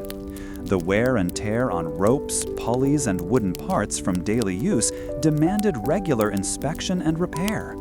Specialized teams would have been responsible for lubricating gears, replacing frayed ropes, and ensuring the smooth operation of all moving parts, a never-ending cycle of upkeep. This sophisticated underground system fundamentally shaped the very nature of the spectacles presented. It allowed for surprises, for grand entrances, and for swift scene changes that kept the audience enthralled and surprised. The ingenuity of the hypogeum was, in essence, a crucial ingredient in the recipe for Roman entertainment, a hidden engine driving the unfolding drama. Modern research continues to uncover new dimensions of these subterranean engineering marvels. The rough texture of the freshly dug earth gave way to a more compact, loamy soil as the teams worked, preparing the vast elliptical footprint of the arena. This stage required a meticulous approach, not unlike laying the foundation for a grand house, yet on an unprecedented scale. Workers, guided by surveyors, meticulously leveled the ground, ensuring every undulation was smoothed away to create a perfectly uniform surface. This painstaking process was crucial, for the arena floor itself was a marvel of engineering, designed for both safety and spectacle, and its preparation demanded a systematic layering of specialized materials. The first of these layers involved a base of coarse gravel, carefully spread and compacted. This served a vital purpose: to ensure adequate drainage, preventing the accumulation of water that could turn the arena into a muddy mire, particularly after rain. Following the gravel came a substantial stratum of clay, a dense, malleable material that, once packed firmly, provided a stable, resilient foundation for the subsequent stages of construction. This clay layer acted as a binder, holding the gravel beneath it and creating a firm, level surface for the final, most critical component of the arena floor. And that critical component, of course, was the sand. The Romans called it harena, and it was more than just common beach sand. Sourced from specific riverbeds or quarries, this sand was chosen for its particular coarseness and depth. It was spread thick, often several feet deep, across the entire arena, providing a soft yet stable cushion. This generous layer of harena served multiple purposes, most importantly to absorb the blood spilled during the contests and to soften the impact of gladiators falling, a practical measure that also contributed to the grim spectacle. The organization of labor for this phase was a study in focused efficiency. Teams of laborers, their movements coordinated by foremen, worked in shifts to bring in and spread the massive quantities of gravel, clay, and sand. Skilled workers oversaw the compaction, using heavy rollers made of solid wood or stone, their rhythmic passage across the surface a constant sound. This required a steady supply chain, with carts and wagons continuously arriving from quarries and riverbanks, ensuring that the work could progress without interruption. The sheer volume of material moved and processed was staggering, a testament to the Roman ability to marshal resources. Maintaining this elaborate arena floor presented its own set of persistent challenges. After each day's brutal contests, or after a sudden downpour, the surface would inevitably become uneven, stained, and littered with debris. Specialized teams were assigned the task of raking, leveling, and replenishing the sand, ensuring that the arena was always ready for its next scheduled performance. This constant upkeep meant that a significant portion of the workforce was dedicated solely to the arena's maintenance, a behind-the-scenes operation vital to the smooth functioning of the spectacles, even if it went largely unnoticed by the cheering crowds. The selection of the sand itself was a subject of ongoing discussion among those responsible for the arena's upkeep. Some favored a finer grain for a smoother surface, while others insisted that a coarser, more abrasive sand provided better traction for the gladiators' feet and absorbed liquids more readily. This difference of opinion, while perhaps seeming minor, reflects the detailed attention paid to every aspect of the Colosseum's operation, striving for an optimal balance between performance, safety, and the visceral demands of the games. It's a subtle illustration of how even the smallest details could be a point of contention for those invested in the success of the spectacles. The intricate layering of the arena floor was not merely about aesthetics or function. It was a sophisticated system for managing the aftermath of violent displays.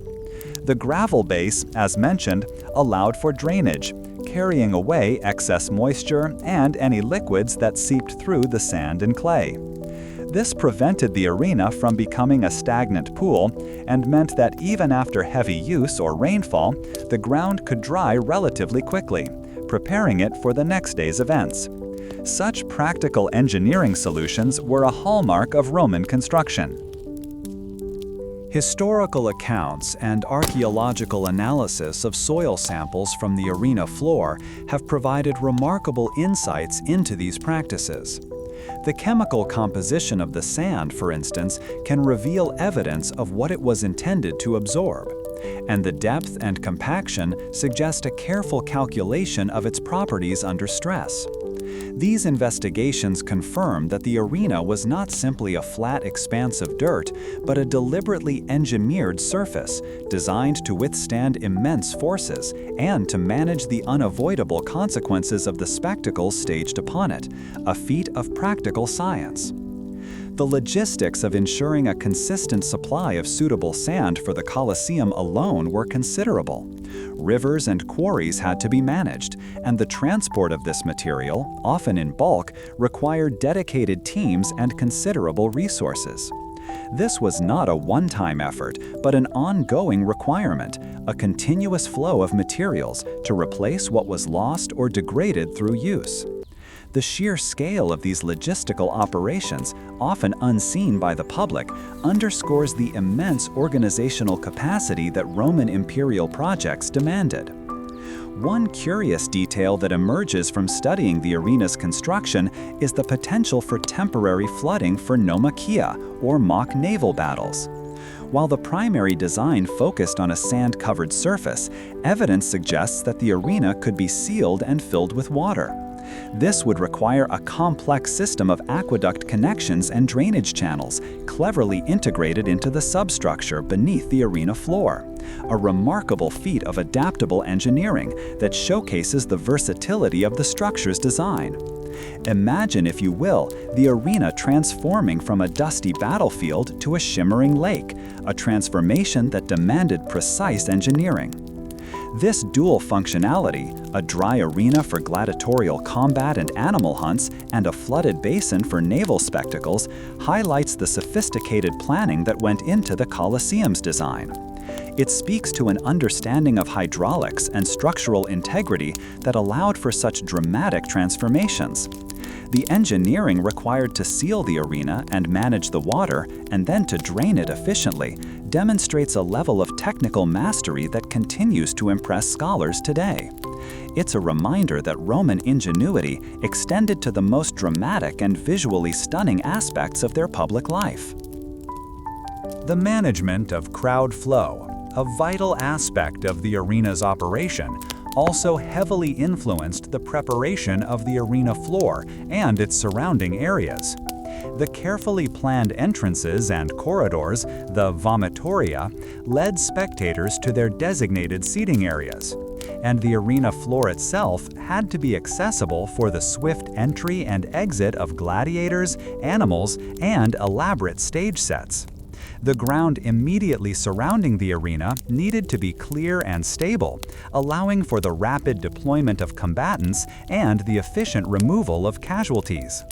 The constant use of the arena meant that the sand, the clay, and even the underlying gravel layers would become compacted and worn. Therefore, periodic, large-scale resurfacing was not an optional task, but a necessary procedure to maintain the integrity and safety of the performance space.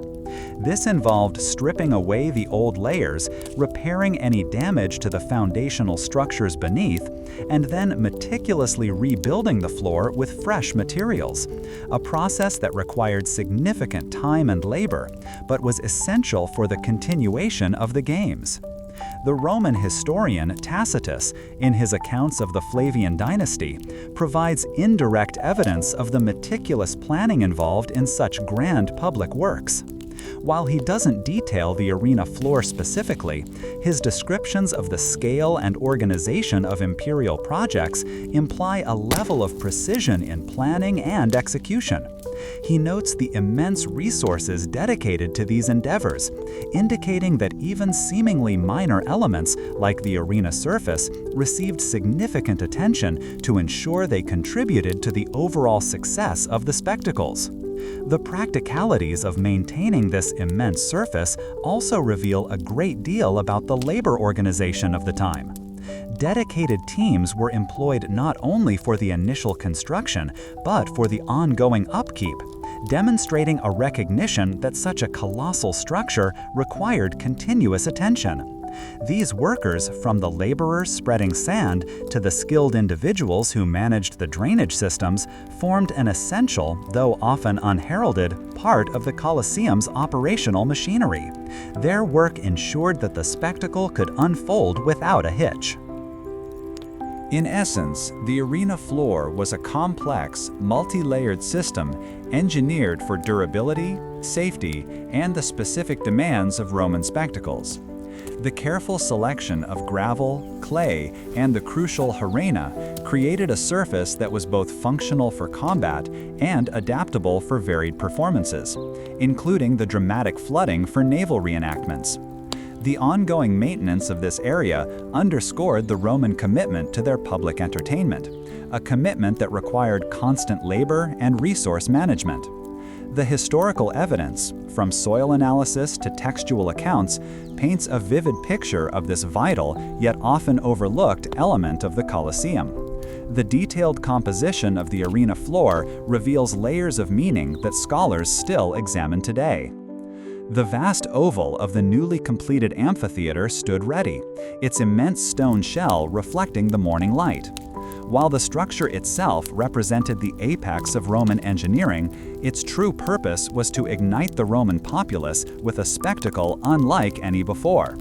This involved a level of organizational complexity that still astounds, a systematic orchestration of talent, resources, and sheer will, all culminating in an event designed to imprint the Flavian dynasty's legacy onto the very soul of the city. The inaugural games were not merely a series of contests. They were a meticulously planned grand statement, a testament to imperial power and a carefully calibrated appeasement of the masses after years of turmoil. This grand undertaking required the provision of an astonishing array of resources to feed the 100 days of festivities. Weapons, from the finely honed swords of gladiators to the heavier equipment used in animal hunts, were forged and distributed, each piece tested for durability and effectiveness. Armor, too, was fabricated in substantial quantities, tailored for the diverse fighting styles of the gladiators who would step onto the sand-covered arena. Beyond the instruments of combat, vast stores of costumes and props were prepared, transforming the arena into different worlds for each staged event, from wild landscapes for hunts to elaborate sets for dramatic reenactments. The labor organization for such an event was a marvel of its own, extending far beyond the builders who had raised the walls. A complex hierarchy managed the flow of participants and resources. Game organizers, often figures of considerable political influence, oversaw the entire affair, their decisions shaping the sequence and nature of the spectacles. Beneath them, skilled animal trainers worked with beasts brought from the farthest reaches of the empire, preparing them for the arena's demands.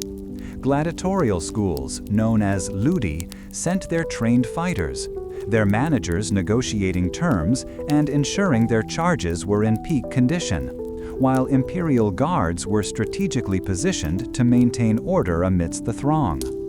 Yet, even with the most precise planning, the sheer scale of the inaugural games presented formidable challenges, demanding constant adaptation and foresight. Feeding, housing, and managing thousands of participants, including gladiators, animal handlers, actors, and stagehands, required an immense logistical effort, akin to supplying a small army. Ensuring public safety amidst crowds that could easily swell to tens of thousands, each eager for a glimpse of the action, was a paramount concern, demanding a significant deployment of city guards and event staff throughout the vast structure, directing people and managing any potential unrest. Historical accounts from writers like Marshall vividly detail the sheer scope of these opening spectacles, painting a picture of an unprecedented outpouring of entertainment that captivated Rome for over 100 days. He described scenes of overwhelming enthusiasm, the roar of the crowd a constant presence, as gladiators clashed and exotic beasts met their fate. These contemporary sources provide invaluable insight into the daily unfolding of events, noting the particular thrill of animal hunts featuring animals rarely seen in the city, and the brutal efficiency of gladiatorial duels. The transition from the previous chapter's focus on preparing the arena floor to the unfolding of the inaugural games highlights a crucial shift. While the sand-covered stage represented readiness, this period signifies the active utilization of that readiness, the moment when the careful preparations transformed into dynamic, breathtaking performances. The meticulous layering of materials for drainage and cushioning on the arena floor now served its intended purpose, absorbing the impact of countless gladiatorial steps and providing a stage for the unfolding drama, a surface that would be constantly tended to. Moreover, the coordination of the gladiatorial schools and their associated ludi was a critical component of the labor organization. These were not random fighters, they were trained professionals, often slaves or condemned criminals, but also free men seeking glory or fortune. Their masters, the laniste, ensured they were fed, housed, and trained, and it was these powerful figures who negotiated with the game organizers, supplying the fighters for the scheduled combats, thus becoming integral to the overall operation. The sheer volume of animals required for the venatones presented its own set of logistical puzzles and ethical considerations. Procuring lions from North Africa, tigers from Asia, and bears from northern forests involved vast trade networks and significant expenditure. These animals, often unfamiliar and dangerous, needed careful transport and handling, confined in secure cages within the hypogeum, awaiting their staged introduction to the arena, a process fraught with peril for the handlers themselves. The daily rhythm of the inaugural games demanded a constant flow of participants and animals onto the arena floor, managed by the complex underground network known as the hypogeum. This intricate system of tunnels, cages, and mechanical elevators, detailed previously, was in continuous operation.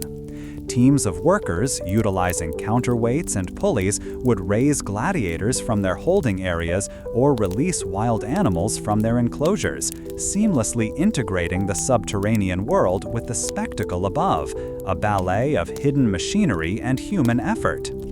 The organization also extended to the provision of the vast quantities of weapons and armor, a task that involved numerous artisans and suppliers. Blacksmiths worked tirelessly to craft swords, shields, helmets, and greaves, each piece suited to specific gladiator types, like the heavily armored Murmillo or the agile Retiarius with his net and trident. These were not merely tools, they were extensions of the gladiators' identities and fighting styles, meticulously prepared and distributed before each bout. Ensuring the comfort and safety of the immense crowds also required significant oversight, extending the organizational reach beyond the arena itself.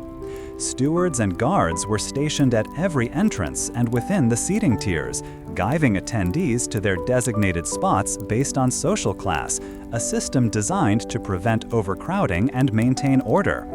Their presence was a constant reminder of the imperial authority, ensuring a smooth and controlled experience for the tens of thousands gathered to witness the events. The challenges of managing such a massive undertaking meant that despite meticulous planning, unforeseen issues could arise. Animal behavior could be unpredictable. Gladiator injuries could necessitate rapid changes in scheduling. And the sheer volume of spectators could strain even the most robust crowd management systems. These moments required quick thinking and decisive action from those in charge, a testament to the adaptive nature of Roman organization when faced with the immensity of their own grand designs. The success of the inaugural games hinged not just on flawless execution, but on the capacity to handle the inevitable disruptions with practiced efficiency. This entire grand spectacle, from the provision of materials to the intricate management of thousands of individuals and creatures, reflects universal human responses to the desire for shared experience and the assertion of collective power. The colossal structure of the Flavian amphitheater, nearing completion, buzzed with the focused energy of thousands.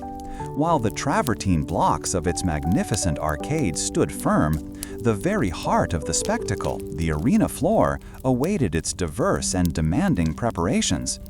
This stage for human and animal drama was not merely a flat expanse. It was a complex foundation designed to accommodate a bewildering array of events, each with its own specific needs. The meticulous crafting of this central platform represented a triumph of Roman engineering and a testament to the organizational prowess required to stage the most elaborate public entertainments known. The initial preparation for the arena floor involved a systematic layering process, much like building a meticulously crafted cake. First, the earth beneath was excavated, and then a substantial base of gravel was laid down. This gravel layer was crucial for drainage, ensuring that any liquids, from spilled drinks to the inevitable runoff of rainwater, would be channeled away efficiently, preventing the arena from becoming a muddy swamp. This foundational work, though unseen, was as vital as the grand stone walls for the arena's functionality. Upon this gravel base, a thick layer of carefully selected clay was compacted. This clay layer provided a stable, somewhat yielding surface, creating a smooth and consistent platform upon which the final, critical layer would be placed. The labor involved in compacting this clay was considerable, requiring teams of workers to tread and pound it down repeatedly until it formed a firm, almost impermeable membrane. Their rhythmic efforts echoed the steady beat of construction that had defined the site for years. Then came the harena, the Latin word for sand, which gave the arena its very name. This was not just any sand. Sources indicate it was a coarse, sharp-edged variety. This specific choice of material was purposeful. The sharp grains would interlock, providing better footing for both gladiators and animals, and, crucially, the sand would absorb blood and other fluids, helping to maintain a cleaner and safer playing surface between bouts. Lots of this sand, perhaps hundreds of tons, was meticulously spread across the entire elliptical expanse, creating a vast carpet of golden grit. Beyond the basic preparation, the arena was also designed for more spectacular, and perhaps more complex transformations. The sheer ambition of Roman engineering meant that the stage itself could change dramatically. For events known as naumachia, or mock naval battles, the arena floor could, with considerable effort and ingenuity, be flooded. This required a sophisticated network of drains and access points, allowing water to be channeled in and then released, transforming the sand-covered earth into a temporary naval arena. The logistics of staging such varied spectacles demanded a highly specialized labor organization. Beyond the general laborers who prepared the arena floor, there were animal procurers who sourced beasts from across the vast empire, and trainers who worked to prepare them for combat. Then there were the gladiators themselves, often trained in specific schools, each with their own masters and managers overseeing their welfare and readiness. Engineers and stagehands were also essential, responsible for operating the complex machinery hidden beneath the arena. The procurement of exotic animals for the venationes, or wild beast hunts, presented immense challenges and considerable costs. Lions, tigers, bears, elephants, and countless other creatures were transported thousands of miles, often in terrible conditions, to perform and fight in the arena. These animals were not merely brute force. Their handlers and trainers worked tirelessly to condition them, to make them predictable, and, unfortunately, to make them fearsome participants in the day's entertainments. The sheer scale of this undertaking speaks to the demand for novelty and the deep Roman fascination with the exotic. The sheer quantity of materials needed for these spectacles was staggering. Weapons and armor for the gladiators, elaborate costumes for staged hunts, and specialized props for various reenactments all had to be provided and maintained. This required a constant supply chain, managed by officials tasked with ensuring that every element of the show was in place and ready for use. A testament to the intricate planning that underpinned even the most chaotic-seeming displays. It was a world away from the simple, everyday sounds of a Roman street. However, the acquisition and management of these exotic animals was fraught with difficulties, both practical and ethical, forming a subject of ongoing scholarly debate. Some historians suggest the immense cost and logistical strain of sourcing these creatures eventually contributed to the decline of the more elaborate hunts. Others point to the changing moral sensibilities of the later empire, though the Roman appetite for spectacle remained robust for centuries, indicating that economic factors and the sheer difficulty of supply were likely the primary drivers of change. The ethical considerations of such practices, though viewed differently now, were certainly a part of the complex social fabric of the time. Indeed, the success of these varied events depended on the seamless integration of all these elements. A particular fascination, however, lies in a curious detail: the practice of sylvae. These were not merely scenic backdrops, but intricate, often portable, artificial forest environments, constructed with real trees and shrubbery brought into the arena for the venationes. Imagine, if you will, a sudden transformation of the sand-covered stage into a dense woodland, complete with the rustling of leaves and the scent of damp earth, creating a more realistic and thrilling hunting ground for both beasts and men. This constant need for preparation and adaptation meant that the arena was never static. It was a dynamic stage, constantly being reconfigured. The very design of the Colosseum, with its multi-layered structure and the complex hypogeum, was intended to facilitate these rapid and dramatic changes. Workers toiled not only on the visible arena floor, but also below, preparing cages and mechanisms to hoist animals and performers to the surface, a hidden world supporting the spectacle above. These constant transformations and the immense scale of the events required a dedicated workforce, not just for the initial construction, but for the ongoing operation and maintenance of the Colosseum itself.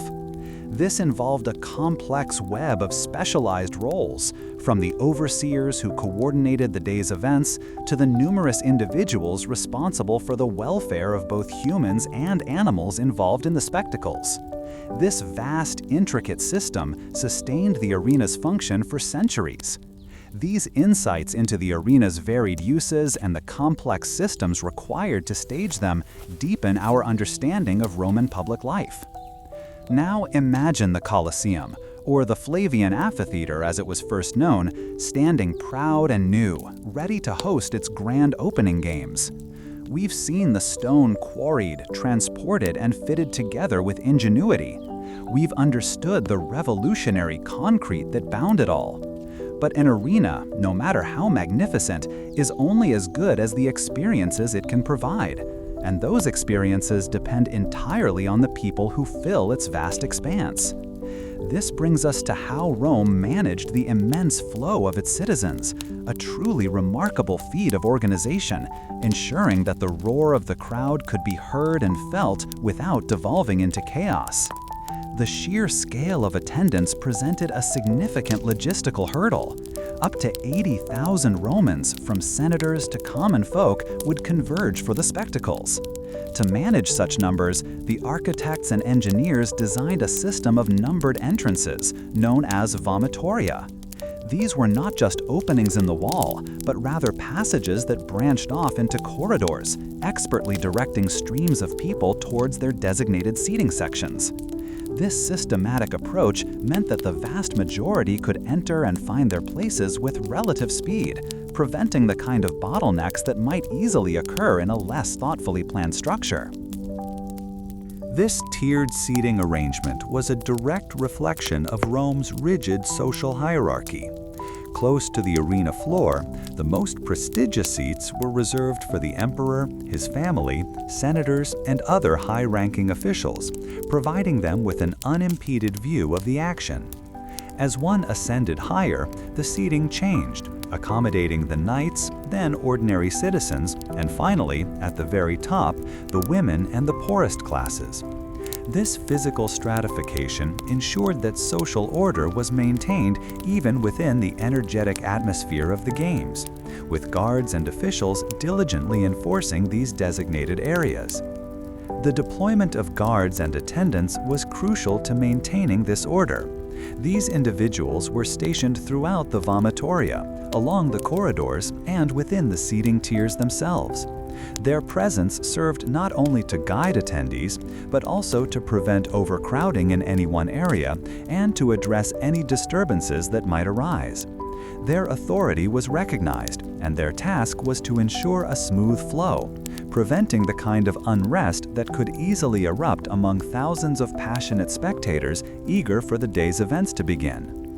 The practicalities of moving so many people at once posed considerable challenges, especially when considering the swift evacuation needed after a long day of games.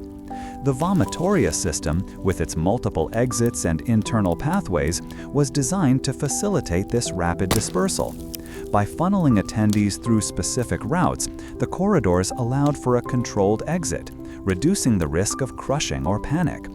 This careful planning demonstrated a profound understanding of crowd dynamics, recognizing that a well-managed arrival was only half the battle. An equally orderly departure was essential for public safety. The specific materials used in constructing these internal pathways were chosen for their durability and their ability to withstand constant foot traffic. While the grand exterior might have featured marble and travertine, the inner corridors and stairways often utilized more practical materials like concrete and brick. This was a conscious choice, prioritizing structural integrity and ease of maintenance in the high-traffic zones, ensuring that these crucial arteries of the amphitheater remained functional and safe for the duration of the games and for countless events to come. Consider the sheer sensory experience for someone arriving at the Colosseum. Beyond the initial visual impact of the massive structure, there was the sound of many voices, a rising murmur that grew louder as one approached the designated entrance. The feel of the worn stone underfoot, the cool shade provided by the vaulted ceilings of the vomitoria, and the clear directions from attendants all contributed to a sense of organized purpose. These elements combined to guide individuals efficiently into their place, setting the stage for the unfolding spectacle. The effectiveness of this system is evident from the archaeological studies of the vomitoria themselves. Excavations have revealed the intricate network of passages and staircases, designed to articulate with the seating levels in a logical and sequential manner. These studies also highlight the scale of labor required to construct such an integrated system, involving not just the stonemasons and concrete layers, but also those who meticulously planned the flow and ensured the final execution matched the design. One might wonder how such a complex system was initially implemented, and what specific training was provided to those who managed the crowds. Historical accounts suggest that experienced officials, often from military backgrounds or familiar with managing large public gatherings, oversaw these operations. Their knowledge of Roman social order and their ability to command attention were as vital as the physical structure of the amphitheater itself. This combined approach ensured that the experience, while exhilarating, remained within the bounds of civic control. The Roman genius for organization extended beyond mere structural design to encompass the human element. By understanding the potential for both enthusiasm and disorder within a vast populace, they created an environment where public gathering could be both grand and safe. This meticulous planning for crowd management was a critical component of the Colosseum's success, allowing the spectacles within to be enjoyed by all who attended, reinforcing the power and organization of the Roman state. The evidence from this period continues to inform scholarly understanding of ancient urban planning and public assembly. The stone, once so carefully quarried and transported, now required constant attention to remain sound. Even as the final seating tiers were being secured, attention turned to the ongoing efforts needed to keep this immense structure standing and functioning as intended. It was a task that demanded a steady, skilled hand, lest the very grandeur they had built begin to crumble under its own weight or the persistent wear of time and use. This need for continuous care established a whole new category of labor dedicated solely to the amphitheater's preservation. A dedicated team of masons and laborers formed the core of this maintenance corps. Their days spent inspecting every arch, every vault, and every seating block for signs of stress or decay. Their work involved carefully patching cracks that appeared in the concrete, using mixes of lime mortar and finely crushed brick, a technique known to Roman builders for its ability to bind and strengthen them. Furthermore, they meticulously replaced any dislodged travertine blocks, ensuring that the interlocking precision of the original construction remained unbroken, a testament to the enduring skill of the original builders.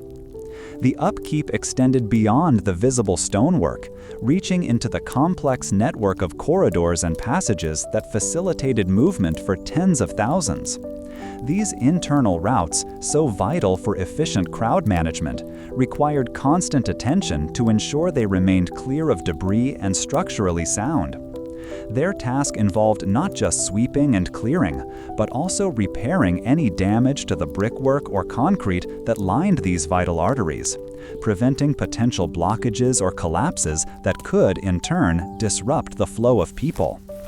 Even the subterranean marvel, the hypogeum, with its intricate system of elevators and cages, demanded regular servicing.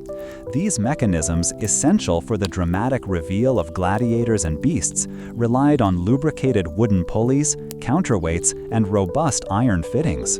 Mechanics, a specialized group within the maintenance crew, meticulously checked these components, replacing worn rope, tightening loose bolts, and ensuring that the complex choreography of the arena floor could be executed without a hitch, day after day, year after year.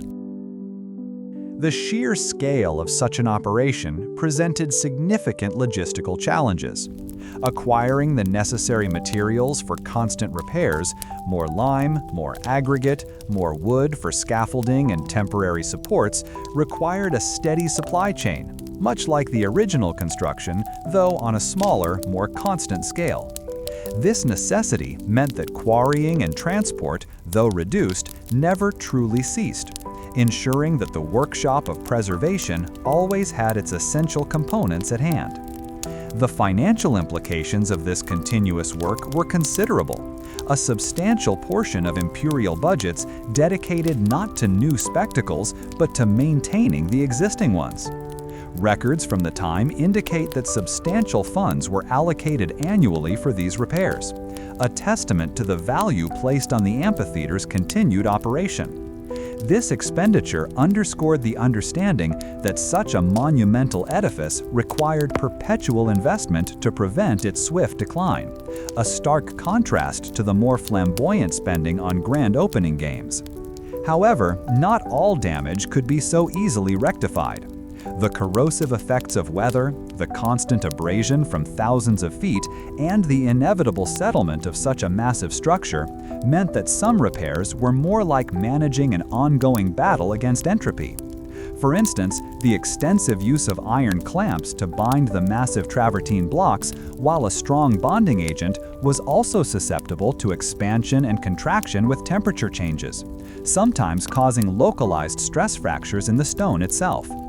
Occasionally, a particularly ambitious repair might be attempted, a project to reinforce a section that showed more significant wear or damage. This might involve rebuilding a portion of an arcade or reconcreting a particularly stressed vault, requiring a temporary suspension of some activities in the affected area. Such interventions were carefully planned to minimize disruption, often scheduled during periods of fewer scheduled events, highlighting the careful balancing act required to keep the building operational. The ongoing efforts to maintain the amphitheater, from the smallest mortar patch to the most complex repair of the hypogeum mechanisms, demonstrate a profound systemic approach to monumental upkeep in Roman society. The continuous need for materials, skilled labor, and dedicated oversight reveals the long-term planning inherent in maintaining such vast public works, a stark contrast to the more ephemeral nature of many of the spectacles it hosted. As the empire shifted, so too the vibrant pulse that once throbbed within the Colosseum's stone heart. While the grand spectacles of gladiatorial combat and wild beast hunts had captivated Rome for generations, the economic and social currents of the Western Roman Empire began to carry the mighty amphitheater towards a different fate. The sheer cost of maintaining the structure and funding the elaborate games, which had been a cornerstone of imperial largesse, became increasingly burdensome as other pressures mounted. This strain on resources meant that the frequency of the grand opening days, with their hundreds of combats and exotic animal displays, dwindled significantly. The availability of the exotic animals themselves, once procured from the furthest reaches of the empire, became a more complex undertaking. The vast logistical networks required for transporting lions from Africa or bears from the north faced disruptions as frontiers became less secure and trade routes more perilous. Consequently, the grand venationes, or animal hunts, which had once filled the arena with roaring beasts and daring hunters, were staged less often, or with fewer, more common animals.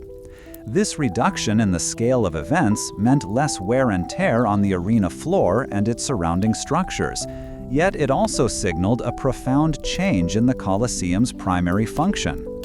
Moreover, the skilled labor force that had meticulously maintained the vast edifice and orchestrated its complex performances also began to disperse.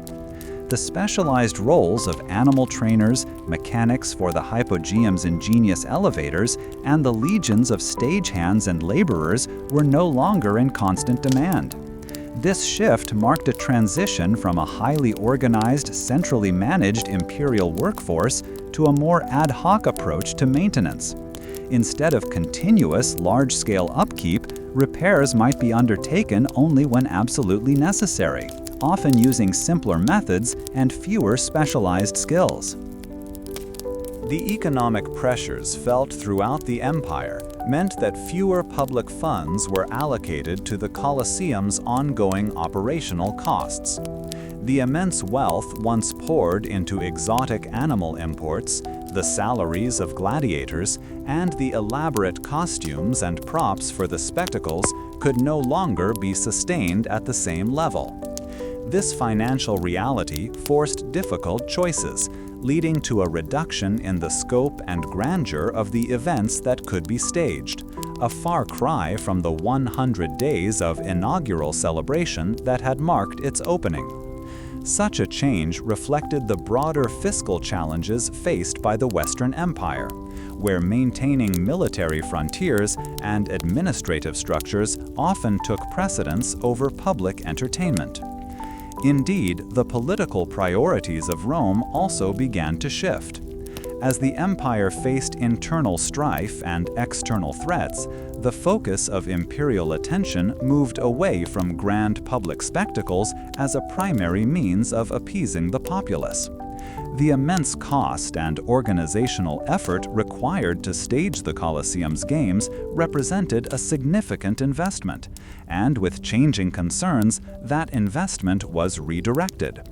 This meant that the vibrant, often brutal tapestry of events that had defined the arena for centuries started to fade, replaced by other pressing matters of governance and security.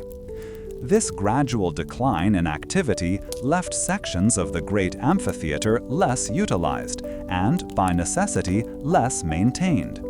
While the structure remained a powerful symbol, its day-to-day operational demands lessened. The constant hum of activity, the organized flow of thousands of people, and the sheer manpower required to keep the machinery of spectacle running began to quiet. This left the vast stone structure more exposed to the natural elements and the slow effects of time, without the consistent intervention that had characterized its earlier life. The cessation of large-scale events also meant that the demand for certain materials diminished. The need for vast quantities of sand to refresh the arena floor, the specialized wooden components for the hypogeum's machinery, and the imported animals that had been central to so many spectacles all decreased.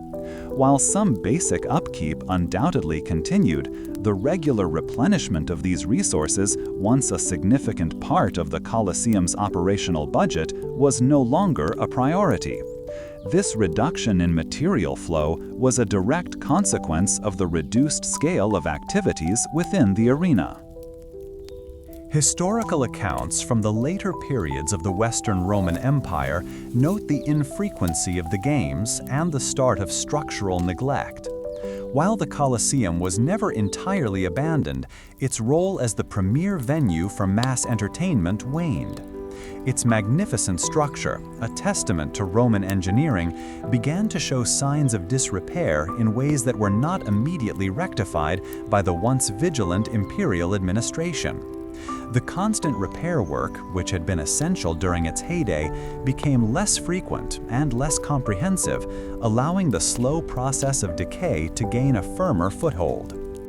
You might wonder, amidst such profound changes, what became of the immense manpower that once kept this colossal structure alive.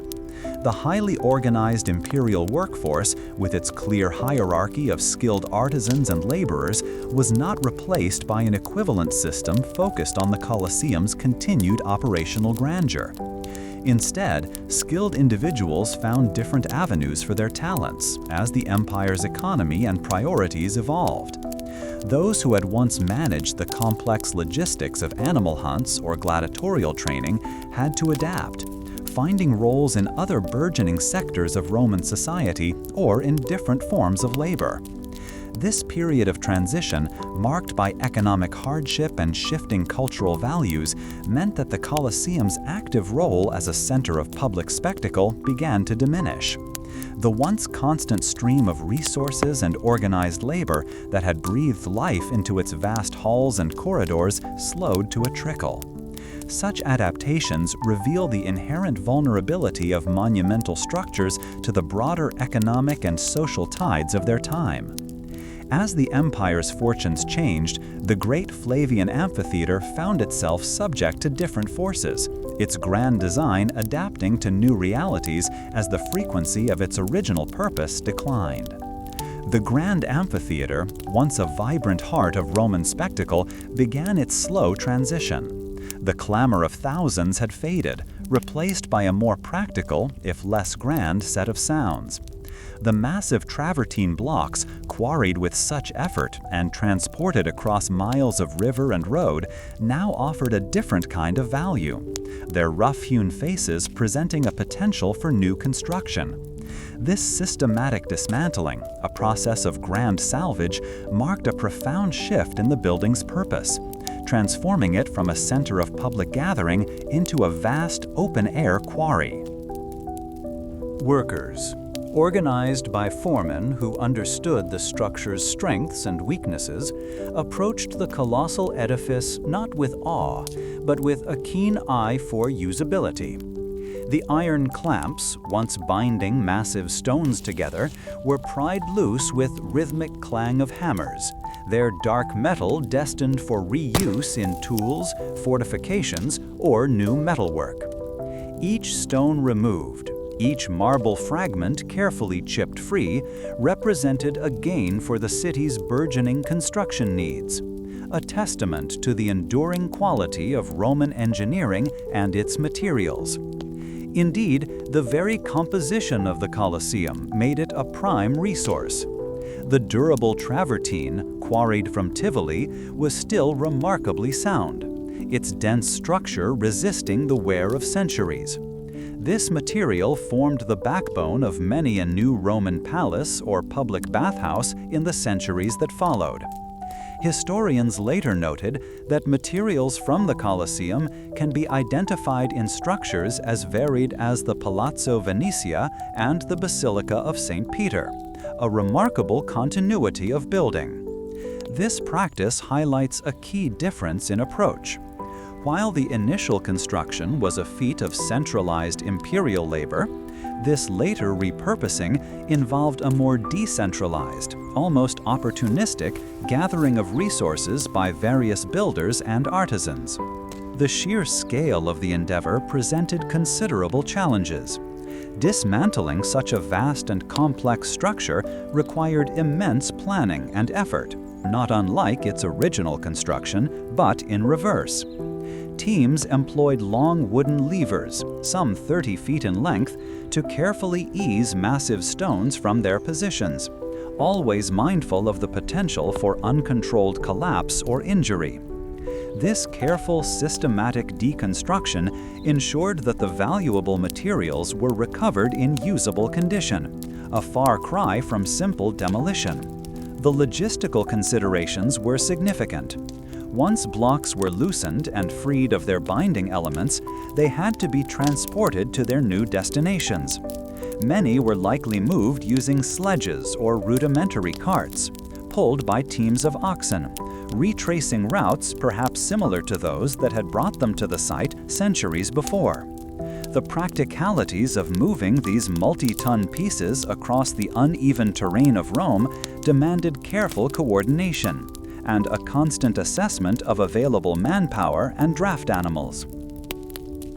Amidst this organized dismantling, one might imagine the curious sight of children darting between the workers, their laughter echoing through the empty arcades as they collected smaller discarded fragments or played games amongst the debris. This touch of youthful exuberance offers a contrast to the serious work of reclamation, a reminder that life continued even as the monumental past was being unmade and remade. It's a human element often overlooked in the grand sweep of history. One ongoing scholarly debate centers on precisely how certain heavier elements were managed. While levers are well documented, the precise methods for lowering large, unbound blocks or moving them horizontally once detached remain subjects of active research. Some suggest the continued use of cranes, perhaps lighter versions of those used in the original construction, while others posit ingenious ramp systems utilizing the building's own remaining structure for leverage. The lack of definitive textual accounts for this specific phase leaves room for informed speculation. The very act of salvaging these materials speaks to a shift in Rome's economic and cultural landscape. The empire's vast reach and ability to procure exotic animals and imported goods for the Colosseum spectacles had waned, and with it, the imperial funding for such grand entertainments. This repurposing reflected a more pragmatic, resource-conscious era, where the readily available high-quality building materials of the fallen giant were too valuable to leave unused. It was an era of adaptation, where the remnants of past glory fueled the present. This careful examination of the Colosseum's transformation illuminates broader forces that shaped societies through the repurposing of monumental heritage. Following the Great Salvage, where Rome's monumental stone was repurposed for new construction, a profound quiet settled over the Great Flavian Amphitheater. Yet this period of stillness was not an end, but a transformation. The once vibrant arena, emptied of its roaring crowds and exotic beasts, began a new chapter in its long history, adapting to the needs and challenges of a changing world. Instead of the grand spectacles, the vast circular structure started to become a more intimate, though perhaps less glorious, dwelling for the people of Rome. The immense shell of the amphitheater, scarred by the methodical extraction of its finest marble and iron clamps, now offered shelter to a different kind of populace. Over the centuries, the structure was not merely left to decay, it was actively reshaped. Many of the lower arches, the very entrances that once ushered in tens of thousands, were partially blocked with rubble and timber, creating sturdy, defensible enclosures. These were not grand palaces, but rather practical spaces adapted from the existing architecture, offering protection from the elements and a sense of security. Within these newly partitioned spaces, life took on a different rhythm. Families made homes amidst the remnants of ancient grandeur, their daily routines weaving through the vast corridors and chambers. Evidence from the time suggests that small workshops sprang up, the sounds of artisans at work echoing where gladiators once trained. One might imagine the smell of wood smoke from small hearths mingling with the ever-present scent of damp earth and aging stone, a stark contrast to the perfumes and dust of the arena. To fortify these new communities, sections of the outer walls and internal passages were strengthened. Workers, likely skilled in rudimentary masonry and carpentry, used a mix of salvaged materials and readily available local stone. They built internal walls, creating smaller, more manageable living quarters and storage areas. The integrity of the massive outer structure was occasionally addressed, with repairs undertaken not for spectacle, but for the preservation of the dwellings within. One of the more striking transformations involved the integration of religious life. Several of the large internal spaces were adapted to serve as chapels or oratories. The scale of the amphitheater lent itself to these sacred spaces, offering a sense of awe that perhaps resonated with the religious sentiments of the era. These adaptations required careful planning to ensure stability, with new supports often built against existing walls or within the curve of the great arches, using techniques that prioritized function over the artistic grandeur of the past. The labor organization during this medieval period shifted dramatically from the imperial command of earlier centuries. Instead of vast, centrally managed workforces, the modification of the Colosseum involved a more fragmented approach. Noble families acquired rights to sections, religious orders established communities, and smaller groups of artisans and laborers worked on their immediate surroundings. This resulted in a patchwork of alterations, each reflecting the specific needs and resources of its occupants. A significant challenge faced by these later inhabitants was the ongoing structural instability. The immense weight of the structure, coupled with the damage from material salvage and the passage of time, meant that constant vigilance and repair were necessary. Building partitions had to account for the settling of arches, and the weather could still find its way through the high, open spaces. Overcoming this required a practical ingenuity, utilizing readily available materials and adapting ancient structures to new pressures. The adaptations were not always purely functional. Traces of a more communal spirit appear in the historical record. Evidence suggests that public gathering spaces were maintained, perhaps for markets or simple community meetings. The large open areas, though no longer hosting thousands for games, still served as focal points for the populations that now called the amphitheater home, fostering a sense of shared experience within its imposing walls. This adaptation illustrates a fundamental human response to monumental architecture. When the original purpose fades, people seek new ways to inhabit and utilize these spaces, imbuing them with new meanings and functions. The Colosseum, once a symbol of imperial power and brutal entertainment, became a living, breathing community, its ancient stone serving the more immediate needs of shelter and sustenance for its residents.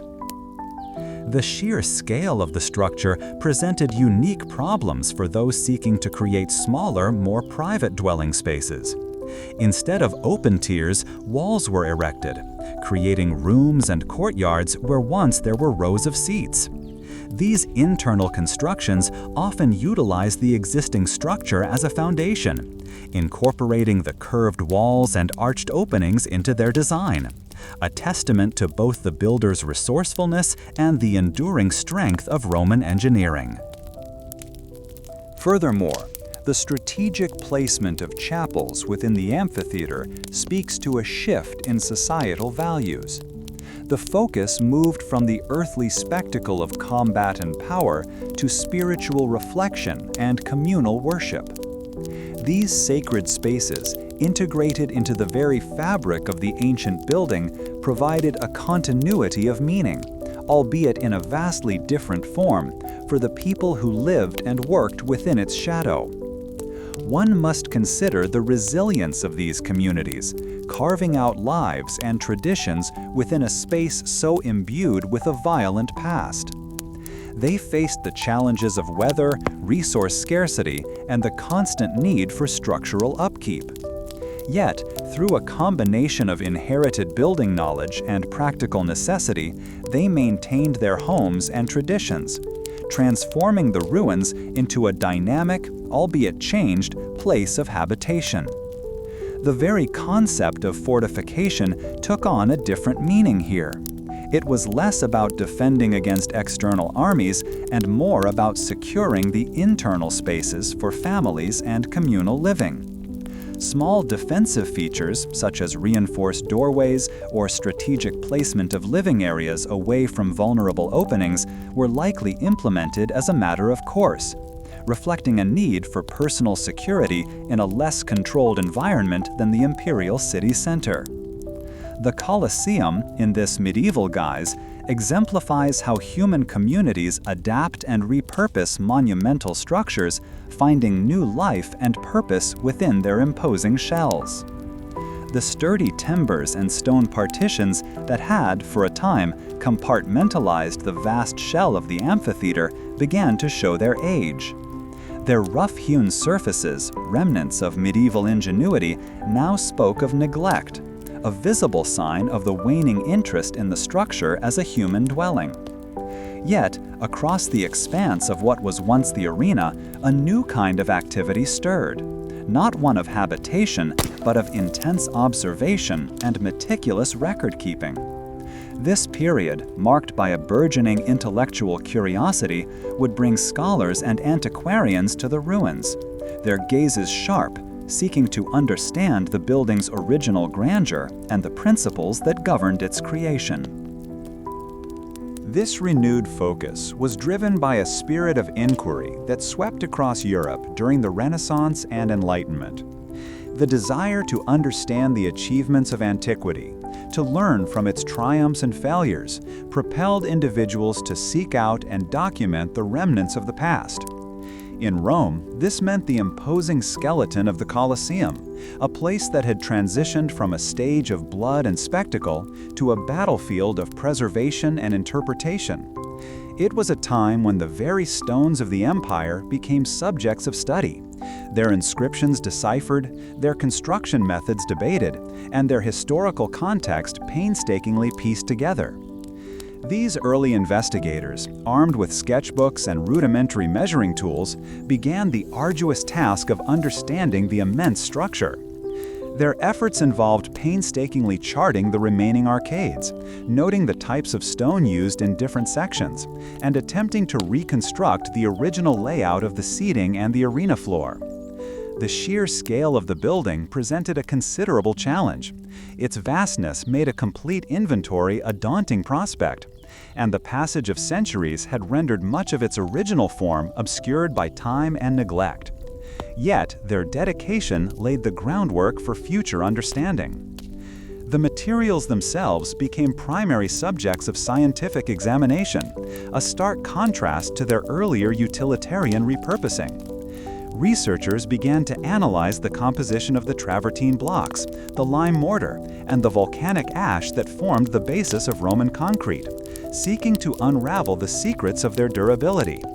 Samples were collected, examined under early microscopes, and their properties compared with contemporary building materials, attempting to discern the exact techniques employed by Roman engineers. This methodical approach sought to uncover not just what was built, but how it was built and why it had endured for so long. The labor organization behind the Colosseum's construction, once a subject of practical necessity for survival and community, transformed into a field of historical inquiry.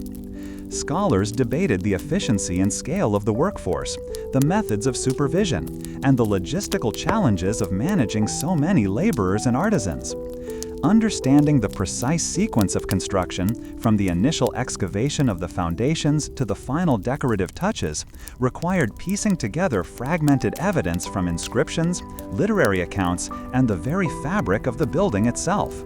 This intellectual labor was as demanding as any physical construction. A significant challenge faced by these early scholars was the difficulty in differentiating between original Roman construction and the later medieval modifications. The fortifications, dwellings, and chapels built within the Colosseum's embrace had altered its appearance so drastically that separating the ancient from the more recent became a complex puzzle. Imagine trying to discern the original blueprint of a grand house after several families had, over centuries, added their own rooms, altered walls, and built new structures within its shell. This required a keen eye for architectural styles and an understanding of historical layering. One ongoing scholarly debate centered on the exact purpose and operation of certain complex mechanisms within the amphitheater, particularly those in the hypogeum, the underground network. While it was clear this area housed elevators and animal cages, the precise engineering and the specific events they facilitated remained subjects of speculation. Some proposed elaborate theatrical effects, while others argued for simpler, more functional uses, leading to lively discussions and differing interpretations of the archaeological findings. It's much like trying to understand a clockwork mechanism solely from its partially buried gears and springs. Among the most compelling evidence were the early drawings and sketches produced by artists and antiquarians during their visits. These were not merely artistic renditions, but crucial scientific documents, capturing details that might otherwise have been lost. They depicted the state of preservation at specific times, highlighted particular architectural features, and offered interpretations of how the structure might have appeared in its prime. These visual records, passed down through generations of scholars, allowed for a tangible connection to the past, bridging the gap between the ruined present and the imagined ancient glory. The limitations of their knowledge also presented considerable hurdles. While Roman engineering was clearly advanced, the precise mathematical principles and construction techniques were not always fully understood. Scholars grappled with how the Romans achieved such massive spans and immense load-bearing capacities with the tools and technologies available. This intellectual quest for understanding the how was as vital as knowing the what and the when, pushing the boundaries of historical and scientific investigation. This period also saw the tentative beginnings of preservation efforts. Recognizing the fragility of the remaining structures and the potential for further decay, some individuals and authorities began to advocate for protective measures. These early attempts at conservation were often rudimentary, focusing on stabilizing crumbling sections with basic materials, but they marked a significant shift in attitude, acknowledging the Colosseum not just as a historical relic, but as a monument worthy of safeguarding for future generations. These efforts reflect a growing appreciation for the tangible remnants of human achievement. The scholarly attention devoted to the Colosseum during this era provided a crucial link between the structure's active past and its eventual recognition as a symbol of an empire's enduring legacy.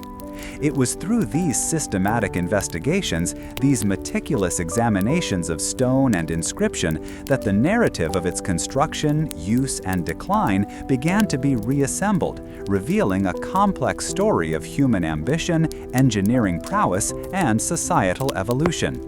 The meticulous documentation of its state, coupled with reasoned speculation, provided a foundation for all subsequent study and preservation.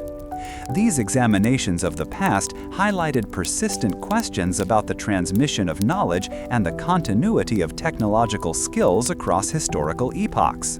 The vast structure, once a stage for the world's most dramatic spectacles, now stands as a subject of profound contemplation, its very stones whispering tales of resilience and change.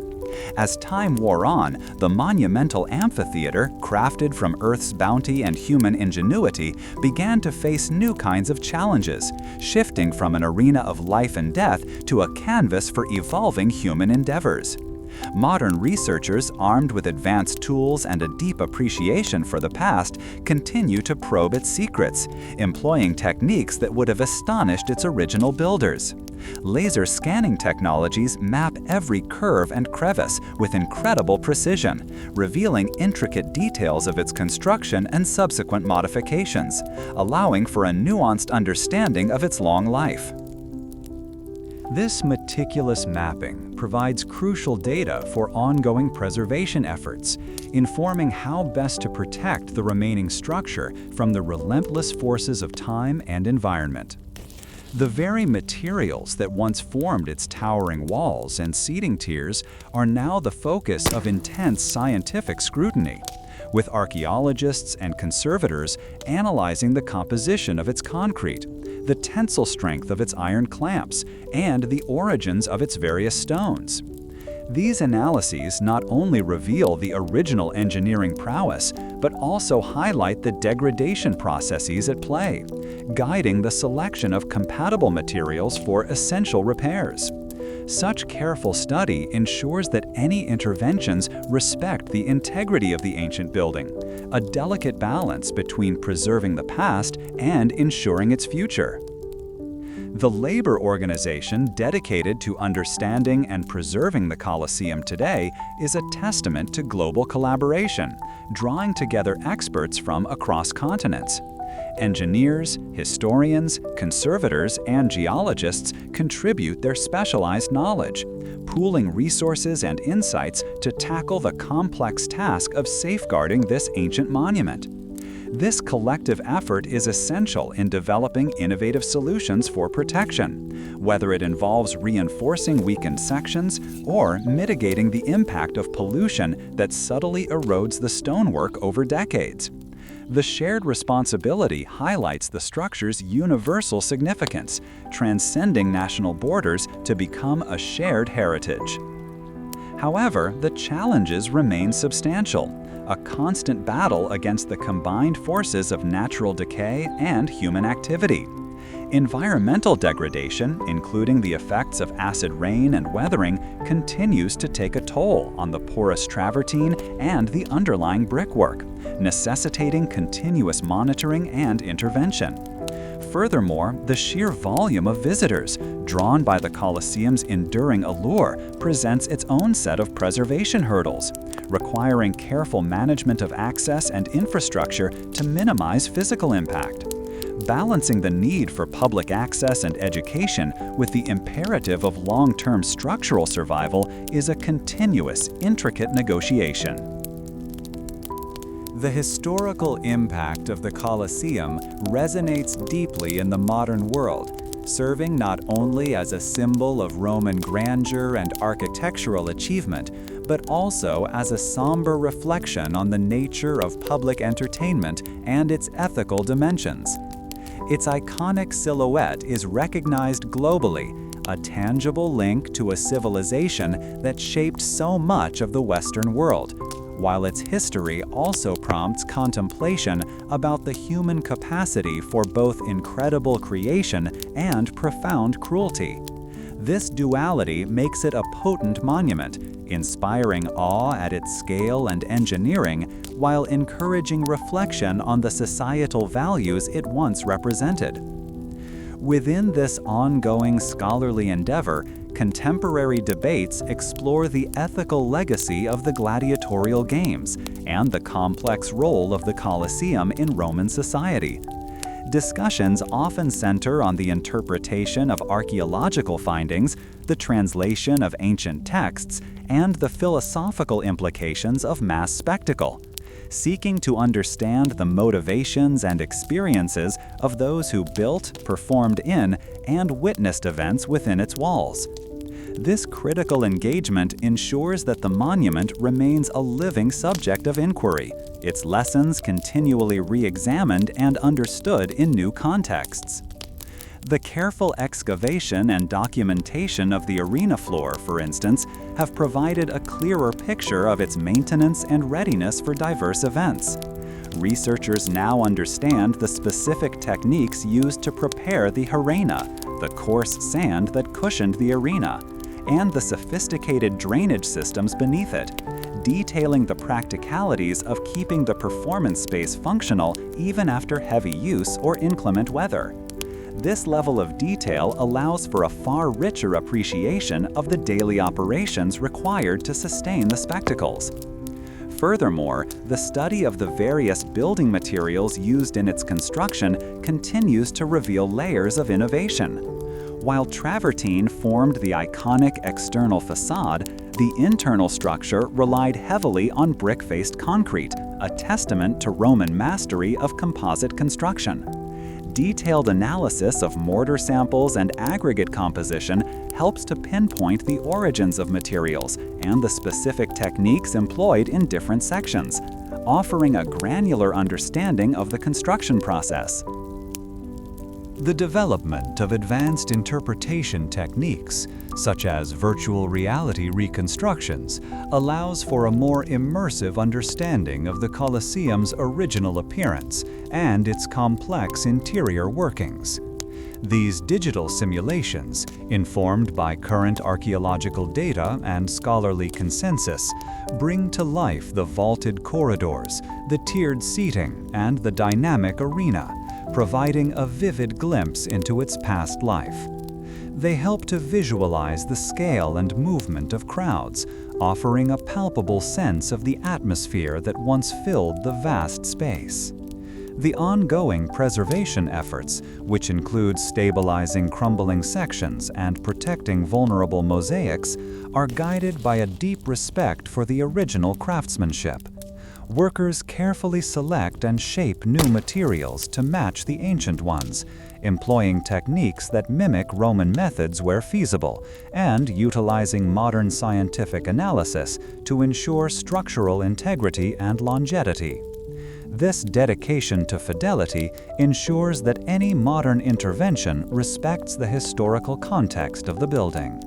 Modern research continues to uncover new dimensions of these monumental achievements. As the last vestiges of this day fade, let us find quiet in the grand narrative of the Roman Colosseum. Imagine the meticulous planning, the skilled hands that raised its mighty arches, stone by stone, culminating in the vibrant spectacle of its opening games. Think of the diverse lives that unfolded within those walls, the cheers of the eager crowds, the quiet fortitude of the gladiators preparing for their day, the fleeting moments of triumph and the solemnity of defeat.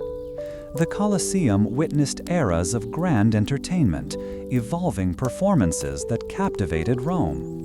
Even as its stones began to whisper tales of time's passage, its story, like the gentle rhythm of the night, continues to resonate. Let the weight of the day release you now, as you drift into peaceful slumber, carrying only the faintest, most soothing echoes of this monumental stage. Rest now, and may your dreams be as tranquil as the moonlit ruins of a storied past.